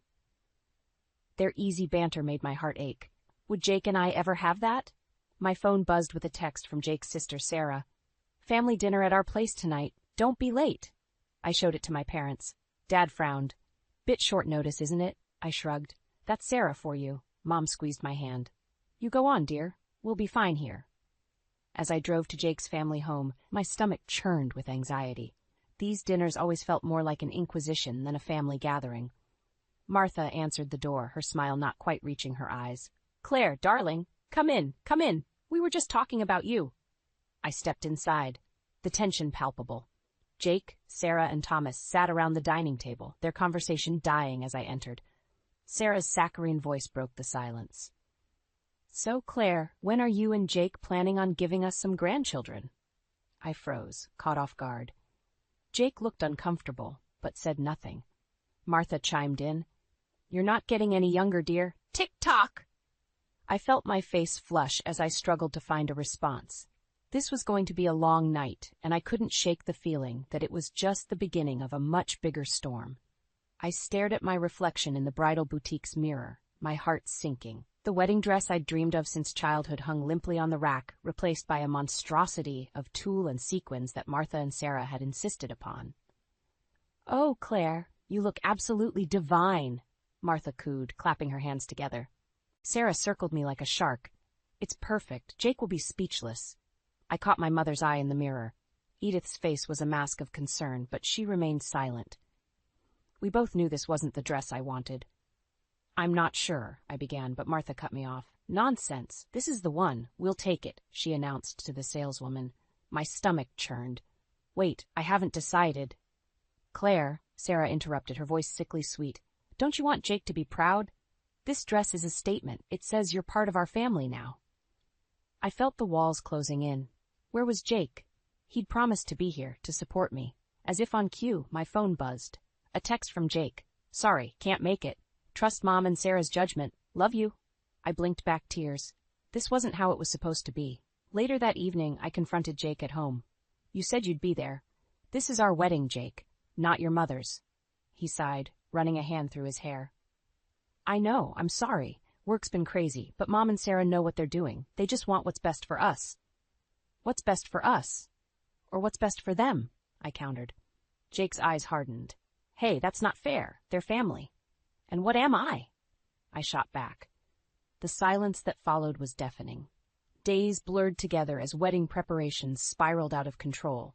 Martha and Sarah steamrolled over every decision, from the venue to the menu. Jake remained frustratingly passive, always siding with his family. One afternoon, I escaped to my parents' house, seeking solace. I found Dad in his favorite armchair, looking more frail than I remembered. What's wrong, Pumpkin? He asked, patting the seat beside him. I collapsed next to him, the dam finally breaking. Through tears, I poured out everything, the dress, the plans, Jake's indifference. Dad listened, his face growing stormy. This isn't right, Claire. A marriage is about two people, not an entire clan. Mom brought us tea, her worry evident. Have you talked to Jake about how you feel? I nodded miserably. He just doesn't see it, or doesn't want to. Dad squeezed my hand. Then maybe it's time to consider. A coughing fit interrupted him, violent and prolonged. Mom rushed to his side, fear etched on her face. I'm fine, Dad wheezed, waving us off. But the pallor of his skin told a different story. That night, I returned home to find Jake, Martha, and Sarah huddled over seating charts in our living room. There you are, Martha exclaimed. We've decided to invite the Johnsons. I know you wanted a small wedding, but they're such good family friends. Something in me snapped. No, I said firmly. The room fell silent. Jake looked up, startled. What? I said no, I repeated, my voice stronger. This is our wedding, Jake, ours, not your mother's, not Sarah's. And I'm done letting them run roughshod over everything I want. Martha gasped. Sarah's eyes narrowed dangerously. Jake stood, his face a mix of confusion and anger. Claire, what's gotten into you? They're just trying to help. I met his gaze, a cold realization settling in my chest. If you can't see what's happening here, Jake, then maybe we need to rethink this whole thing. The words hung in the air, heavy with implication. Martha and Sarah exchanged triumphant glances, thinking they'd won. But as I looked at Jake, seeing the conflict in his eyes, I knew this was far from over. Our wedding day loomed, and with it, a decision that would change everything. The morning of my wedding dawned bright and clear, a stark contrast to the storm raging inside me. I stood before the mirror, encased in the gaudy dress Martha and Sarah had chosen, feeling like a stranger in my own skin. "You look beautiful, sweetheart," Mom said, her eyes glistening with unshed tears. I forced a smile.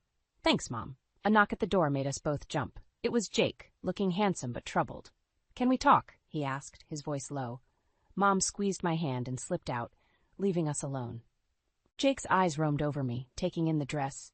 "You look different." "This isn't me, Jake," I whispered. "None of this is."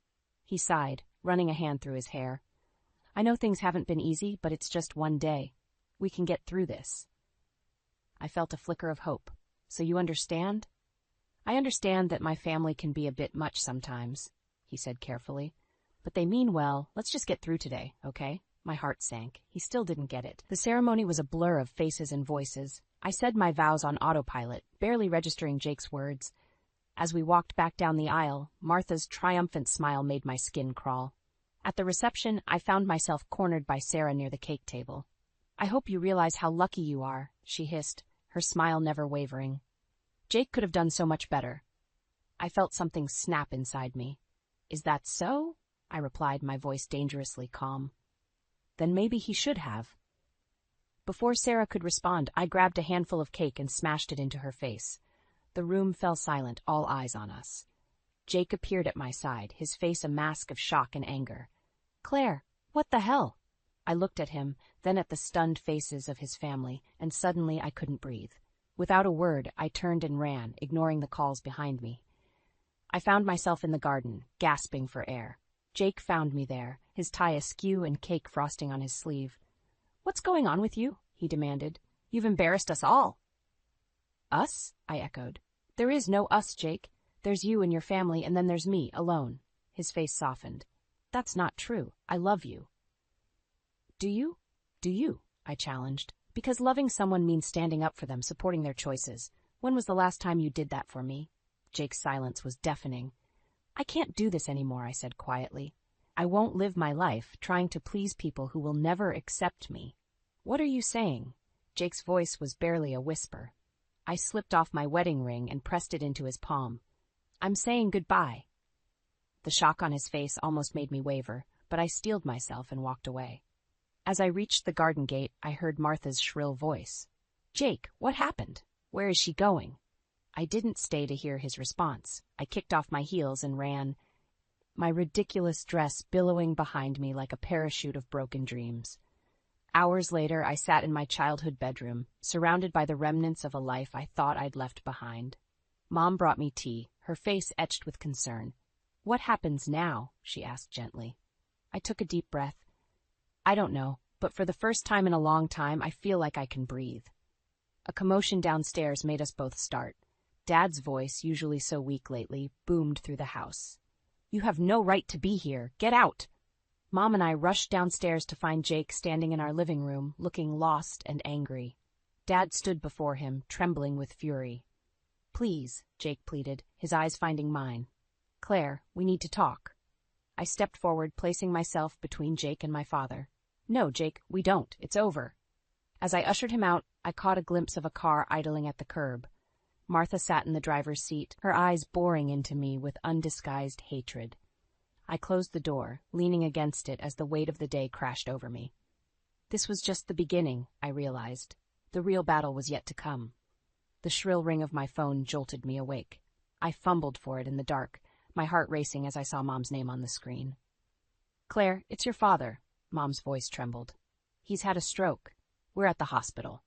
I was out the door in minutes, my mind a whirlwind of fear and worry. As I sped through the empty streets, I realized I hadn't even told Jake where I was going. The hospital corridors seemed endless as I searched for Dad's room. I found Mom slumped in a chair outside, her face pale and drawn. "How is he?" I asked, breathless. She shook her head, tears welling up. It's bad, Claire. The doctors, they're not sure he'll make it through the night. My world tilted on its axis. I steadied myself against the wall, trying to process the news. Can I see him? Mom nodded, squeezing my hand as I entered the room. Dad lay still, tubes and wires connecting him to beeping machines. He looked so small, so fragile. I took his hand, willing him to open his eyes. I'm here, Dad, I whispered. I'm not going anywhere. Days blurred together as we kept vigil by Dad's bedside. Jake called several times, but I couldn't bring myself to answer. How could I explain that my world was falling apart while he was busy planning Christmas with his family? On the 5th day, as I was dozing in the uncomfortable hospital chair, I felt a slight pressure on my hand. I opened my eyes to find Dad looking at me, his gaze weak but aware. Pumpkin, he rasped. Tears streamed down my face as I called for the nurse. It wasn't a full recovery, but it was hope. As December crept closer, Dad's condition improved enough for him to come home. I threw myself into caring for him, grateful for every moment we had together. One evening, as I was helping Dad with his physical therapy exercises, Jake showed up unannounced. Claire, we need to talk, he said, his face a mix of concern and frustration. You've been ignoring my calls. Christmas is in 2 weeks, and we haven't even discussed our plans. I stared at him, incredulous. Plans? Jake, my father almost died. He needs me here. Jake's expression hardened. I understand that, but my family is expecting us. We can't just cancel Christmas. I'm not canceling Christmas, I said, my voice rising. I'm spending it with my parents. Here. But what about my family? Jake demanded. They're your family too now. I felt something snap inside me. Are they? Because when my father was fighting for his life, where were they? Where were you? Jake flinched as if I'd slapped him. That's not fair. I tried to be here, but work. Save it, I interrupted. I've made my decision. I'm staying here for Christmas. You're welcome to join us, but I won't be going to your parents' house. Jake's face clouded with anger. You can't just make that decision without me. We're married, Claire. We're supposed to be a team. Are we? I challenged. Because lately, it feels like you're on a different team altogether. We stared at each other, the gulf between us widening with every passing second. Finally, Jake turned and stormed out, slamming the door behind him. Dad's voice, weak but determined, broke the silence. You did the right thing, Pumpkin. Don't let anyone make you feel otherwise. I sank into the chair beside him, suddenly exhausted. I know, Dad, but why does doing the right thing have to hurt so much? He squeezed my hand. Because it's worth it. You're worth it. As I sat there holding my father's hand, I realized I was at a crossroads. The life I had built with Jake was crumbling, but something new and uncertain was taking shape. Christmas loomed ahead, not as a celebration, but as a battle line drawn in the sand. I took a deep breath, steeling myself for what was to come. Whatever happened, I knew one thing for certain. I wouldn't back down. Not this time. The call came at 3 a.m., shattering the fragile peace I'd managed to find.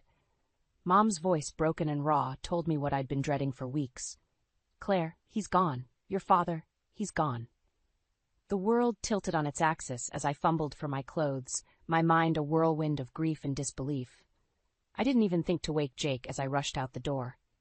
The house was eerily quiet when I arrived. Mom sat in Dad's favorite armchair, clutching his sweater to her chest. I knelt beside her, words failing me as we clung to each other, our shared sorrow a tangible thing between us. As dawn broke, reality set in. There were calls to make, arrangements to handle. I moved through the tasks mechanically, each one a painful reminder of Dad's absence. It wasn't until late afternoon that I remembered to call Jake. His phone went straight to voicemail. I left a message, my voice hollow as I explained what had happened. Hours passed with no response. As evening fell, I tried again, only to be met with Martha's shrill voice. Oh, Claire, she said, false sympathy dripping from every word. Jake told us about your father. Such a shame. But you understand we can't change our plans for the charity gala tomorrow night, don't you? It's been in the works for months. I felt as if I'd been slapped. Martha, my father just died. Surely Jake. Jake knows his responsibilities, she interrupted. I'm sure your mother can handle the details. Family obligations come first, after all. The line went dead before I could respond. I stood there, phone in hand, rage and disbelief warring within me. Mom found me like that, still frozen in shock. Claire? What is it? I told her about the call, watching as her face crumpled in pain and anger. Oh, sweetheart, she whispered. I'm so sorry. The next day passed in a blur of funeral preparations and well-wishers. Jake remained conspicuously absent, his silence a deafening roar in the quiet moments. It wasn't until the evening of the wake that he finally showed up, looking uncomfortable in a suit that screamed charity gala rather than grieving family. Claire, he started, reaching for me. I'm so sorry. I wanted to be here sooner, but... I stepped back, out of his reach. But what, Jake? Your mother's gala was more important than being here for me? For my family? He had the grace to look ashamed. It's not like that. You know how important these events are. I couldn't just... Couldn't what? I interrupted, my voice rising. Couldn't be a husband? Couldn't support your wife when she needed you most? Jake's face hardened. That's not fair. I'm here now, aren't I? Now? I laughed bitterly. Now is too late, Jake. Where were you when I was making funeral arrangements? When I was holding my mother as she cried herself to sleep? Where were you when I needed you? A hush fell over the room as people turned to stare. Jake shifted uncomfortably, lowering his voice. Claire, please, let's not do this here. Why not? I challenged. Are you afraid people might see who you really are? A man who abandons his wife in her darkest hour for a party? Jake's eyes flashed with anger. That's enough. I won't stand here and be insulted. I'm leaving. As he turned to go, I felt something inside me break. If you walk out that door, I said, my voice deadly calm, don't bother coming back. He paused for a moment, conflict clear on his face. Then, without a word, he left. I stood there, surrounded by sympathetic murmurs and pitying glances, feeling more alone than ever. Mom appeared at my side, her hand warm in mine. You did the right thing, sweetheart, she whispered. As I looked around the room at the faces of those who truly cared, who had shown up when it mattered most, I felt a strange sense of clarity wash over me. Dad was gone, and with him, the last threads of my marriage were unraveling. But in that moment, I knew with absolute certainty what I had to do next. It was time to reclaim my life, no matter the cost. The house felt empty as I returned from Dad's funeral, my grief a heavy blanket wrapped around my shoulders. Mom had decided to stay with her sister for a few days, leaving me alone with my thoughts and the echoing silence of our family home. I fumbled with my keys, pushing open the front door only to freeze at the sight before me. A thick manila envelope sat on the entryway table, Jake's neat handwriting stark against the brown paper. With trembling hands, I tore it open, my heart pounding as I scanned the contents. Jake wanted a divorce. The world tilted sideways as I stumbled to the couch, the papers clutched to my chest. How could he do this now, when the wound of losing Dad was still so raw? My phone buzzed incessantly, Jake's name flashing on the screen. I let it go to voicemail, unable to face his voice. Instead, I listened to the message he left, his words washing over me like ice water. Claire, I'm sorry it had to be this way, but after everything that's happened, I think we both know this is for the best. My lawyer will be in touch about dividing our assets. Dividing our assets. The phrase echoed in my head, and suddenly a terrible realization dawned on me. Dad's inheritance. Jake's family had always been oddly interested in my parents' finances. Could this be why? Panic rising in my throat, I called my mother's lawyer, Robert. I need your help, I said, my voice shaking. I think Jake and his family might be after Dad's money. Robert's voice was calm, steadying. Claire, breathe. We'll figure this out. Come to my office first thing tomorrow. The night passed in a blur of anxiety and sleeplessness. By dawn, I was at Robert's office, clutching a mug of coffee like a lifeline. I've reviewed the documents, Robert said, his face grim. It seems Jake is indeed trying to claim a portion of your father's estate as marital property. But don't worry, we can fight this. I nodded, a strange calm settling over me. What do I need to do? First, we need to secure your assets. I'll file a temporary restraining order to prevent Jake from accessing any joint accounts. Then we'll prepare our counter-petition. As I left Robert's office, a plan forming in my mind, I spotted a familiar car parked across the street. Sarah, Jake's sister, sat behind the wheel, her eyes narrowing as she saw me. I marched over, anger fueling my steps. Enjoying the show, Sarah? Did Jake send you to spy on me? She smirked, not even bothering to deny it. Oh, Claire, you should have known better than to think you could take on our family. Jake's told us everything about your father's money. We won't let you keep it all to yourself." Her words confirmed my worst fears, but instead of crushing me, they ignited a fire in my chest. "Watch me," I hissed, turning on my heel. Back at home, I began packing, throwing clothes and essentials into a suitcase. I couldn't stay here, not with Jake's family watching my every move.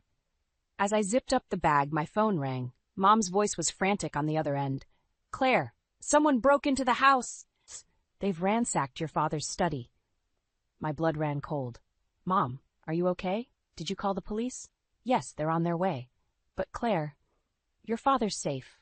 It's empty." The safe, where Dad kept all his important documents, including his will. My mind raced, connecting the dots. Jake's family wasn't just after the money. They were trying to erase any evidence of Dad's true wishes. In that moment, standing in the wreckage of my marriage, with my father's legacy under threat, I made a decision. I wouldn't just fight back. I would scorched earth this situation. Jake, Martha, Sarah, they had no idea what they'd unleashed. As I grabbed my keys, ready to race to my mother's side, a steely resolve settled in my bones. This was war, and I intended to win.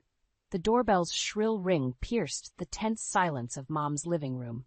I exchanged a wary glance with her before approaching the door, my heart pounding. Through the peephole, I saw Martha and Sarah, their faces masks of false concern. Taking a deep breath, I opened the door. "What do you want?" Martha's saccharine smile made my skin crawl. "Oh, Claire, darling, we've been so worried about you." I stood my ground, blocking their entry. "Save it. I know what you're really after." Sarah's eyes narrowed. "We just want to talk, Claire. Can't we come in?" "No," I said firmly. "Whatever you have to say, you can say it here." Martha's smile faltered. "Very well. Shustat, we've come to discuss your father's estate. Jake tells us there might be some complications." I felt a surge of anger. "Complications? You mean your attempt to steal what rightfully belongs to my mother and me?" Sarah stepped forward, her voice low and threatening.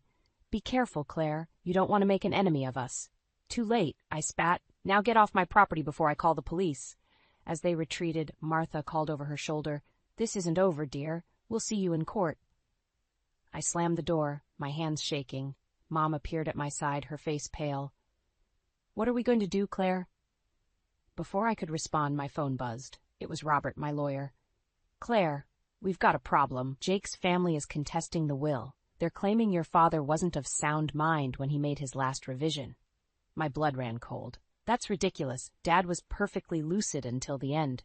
"I know," Robert sighed, "but they've somehow gotten hold of medical records suggesting otherwise. We need to move fast." As I hung up, a terrible thought struck me. The break-in at Dad's study, they must have found something there. I turned to Mom, determination stealing my voice. "We're not going down without a fight. I need you to tell me everything you remember about Dad's last days. Every conversation, every decision." For hours, we pored over documents, piecing together a timeline. As night fell, a knock at the door made us both jump. To my shock, it was Thomas, Jake's father. He looked haggard, his eyes darting nervously. "Claire, I need to talk to you. It's important." Against my better judgment, I let him in. He collapsed into a chair. His shoulders slumped. "I can't do this anymore. Martha and Sarah, they've gone too far." Hope flared in my chest. "What do you mean?" Thomas took a shaky breath. "They forged those medical records. Your father was never evaluated for dementia. It's all a lie." My mind raced. This could change everything. "Thomas, would you be willing to testify to this?" He nodded, looking years older. "Yes, it's time I stood up to them." As Thomas left, promising to meet with my lawyer the next day, I felt a glimmer of hope, but it was short-lived. My phone rang, an unknown number flashing on the screen. "Hello?" Jake's voice, cold and unfamiliar, filled my ear. "I hope you're happy, Claire. You've turned my own father against us." "Jake, this has to stop. You know what your mother and sister are doing is wrong." He laughed, a harsh sound that sent chills down my spine. "Wrong? The only thing wrong here is you thinking you can win. We've got resources you can't imagine. By the time we're done, you'll be lucky if you have a penny to your name." The line went dead, leaving me shaken. I turned to find Mom watching me, her face a mix of fear and resolve. "What now?" she asked softly. I squared my shoulders, a plan already forming in my mind. "Now, we fight fire with fire. They want to play dirty? Fine, but they have no idea who they're dealing with." As I dialed Robert's number, ready to set our counterattack in motion, I realized this was more than just a battle over Dad's inheritance. It was a war for justice, for family, for everything I held dear, and I was ready to risk it all to win. The moving truck rumbled away, leaving Mom and me standing in front of our new home.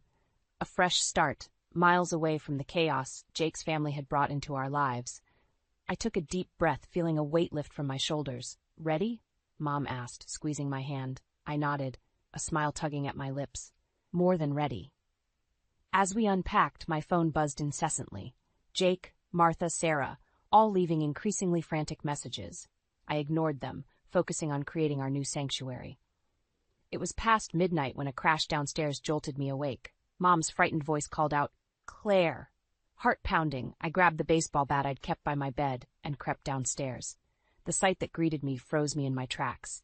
Martha, Sarah, and Thomas stood in our living room, surrounded by shattered glass from the window they'd broken. Thomas looked terrified, but Martha's eyes gleamed with manic determination. "Where is it?" she hissed. "Where's Milton's will?" I raised the bat, my voice steady, despite my racing heart. "Get out of our house. Now." Sarah lunged forward, but I swung the bat, stopping inches from her face. She stumbled back, shock replacing her usual smirk. "Claire," Thomas pleaded, "this has gone too far. Let's just talk." "Shut up!" Martha snapped. She turned to me, her face contorted with rage. "You ungrateful little bitch, after everything we've done for you." A siren wailed in the distance, growing louder. Mom appeared beside me, her phone in hand. "I've called the police," she announced, her voice stronger than I'd heard in months. Panic flashed across their faces. Thomas made a dash for the broken window, but tripped, crashing into a side table.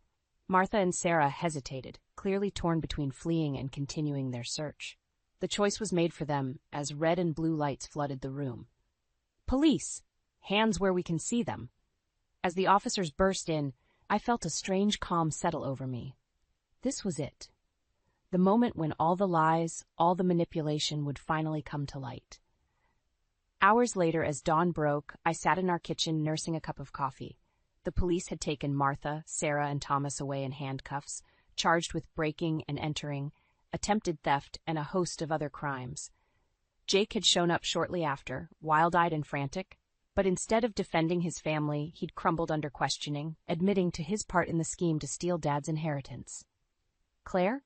Mom's soft voice pulled me from my thoughts. "The detective wants to speak with us again." I nodded, standing up. "Let's finish this." In the living room, Detective Harris smiled warmly. "Mrs. Edith, Miss Claire, I have good news. With Thomas's confession and the evidence we found at the scene, we have more than enough to ensure Martha, Sarah, and Jake face justice." Relief washed over me, but it was tinged with sadness. What happens now? "They'll be prosecuted to the full extent of the law," he assured us. "And as for you two, you're free to live your lives without fear of further harassment." As the detective left, Mom and I stood in silence, the weight of everything that had happened settling around us. "I'm so proud of you, Claire," Mom said, her eyes glistening. "Your father would be too." I felt tears welling up. "I just wish he was here to see it." She pulled me into a hug. "He is, sweetheart. In every brave decision you've made, in every moment you've stood up for what's right, he's here." As we held each other, I realized that this wasn't just an ending. It was a beginning. We'd face the storm and come out stronger, our bond unbreakable. Later, as I stood on our new porch watching the sun set on this chapter of our lives, I felt a sense of peace I hadn't known in years. The road ahead was uncertain, but I was ready to face it. No more sacrificing my happiness for others. No more letting anyone dictate my worth. I was Claire, daughter, fighter, survivor. And this was my story, on my terms. As I turned to go inside to the warmth of the home we'd created, I smiled. The future was bright, and for the first time in a long time, I couldn't wait to see what it held.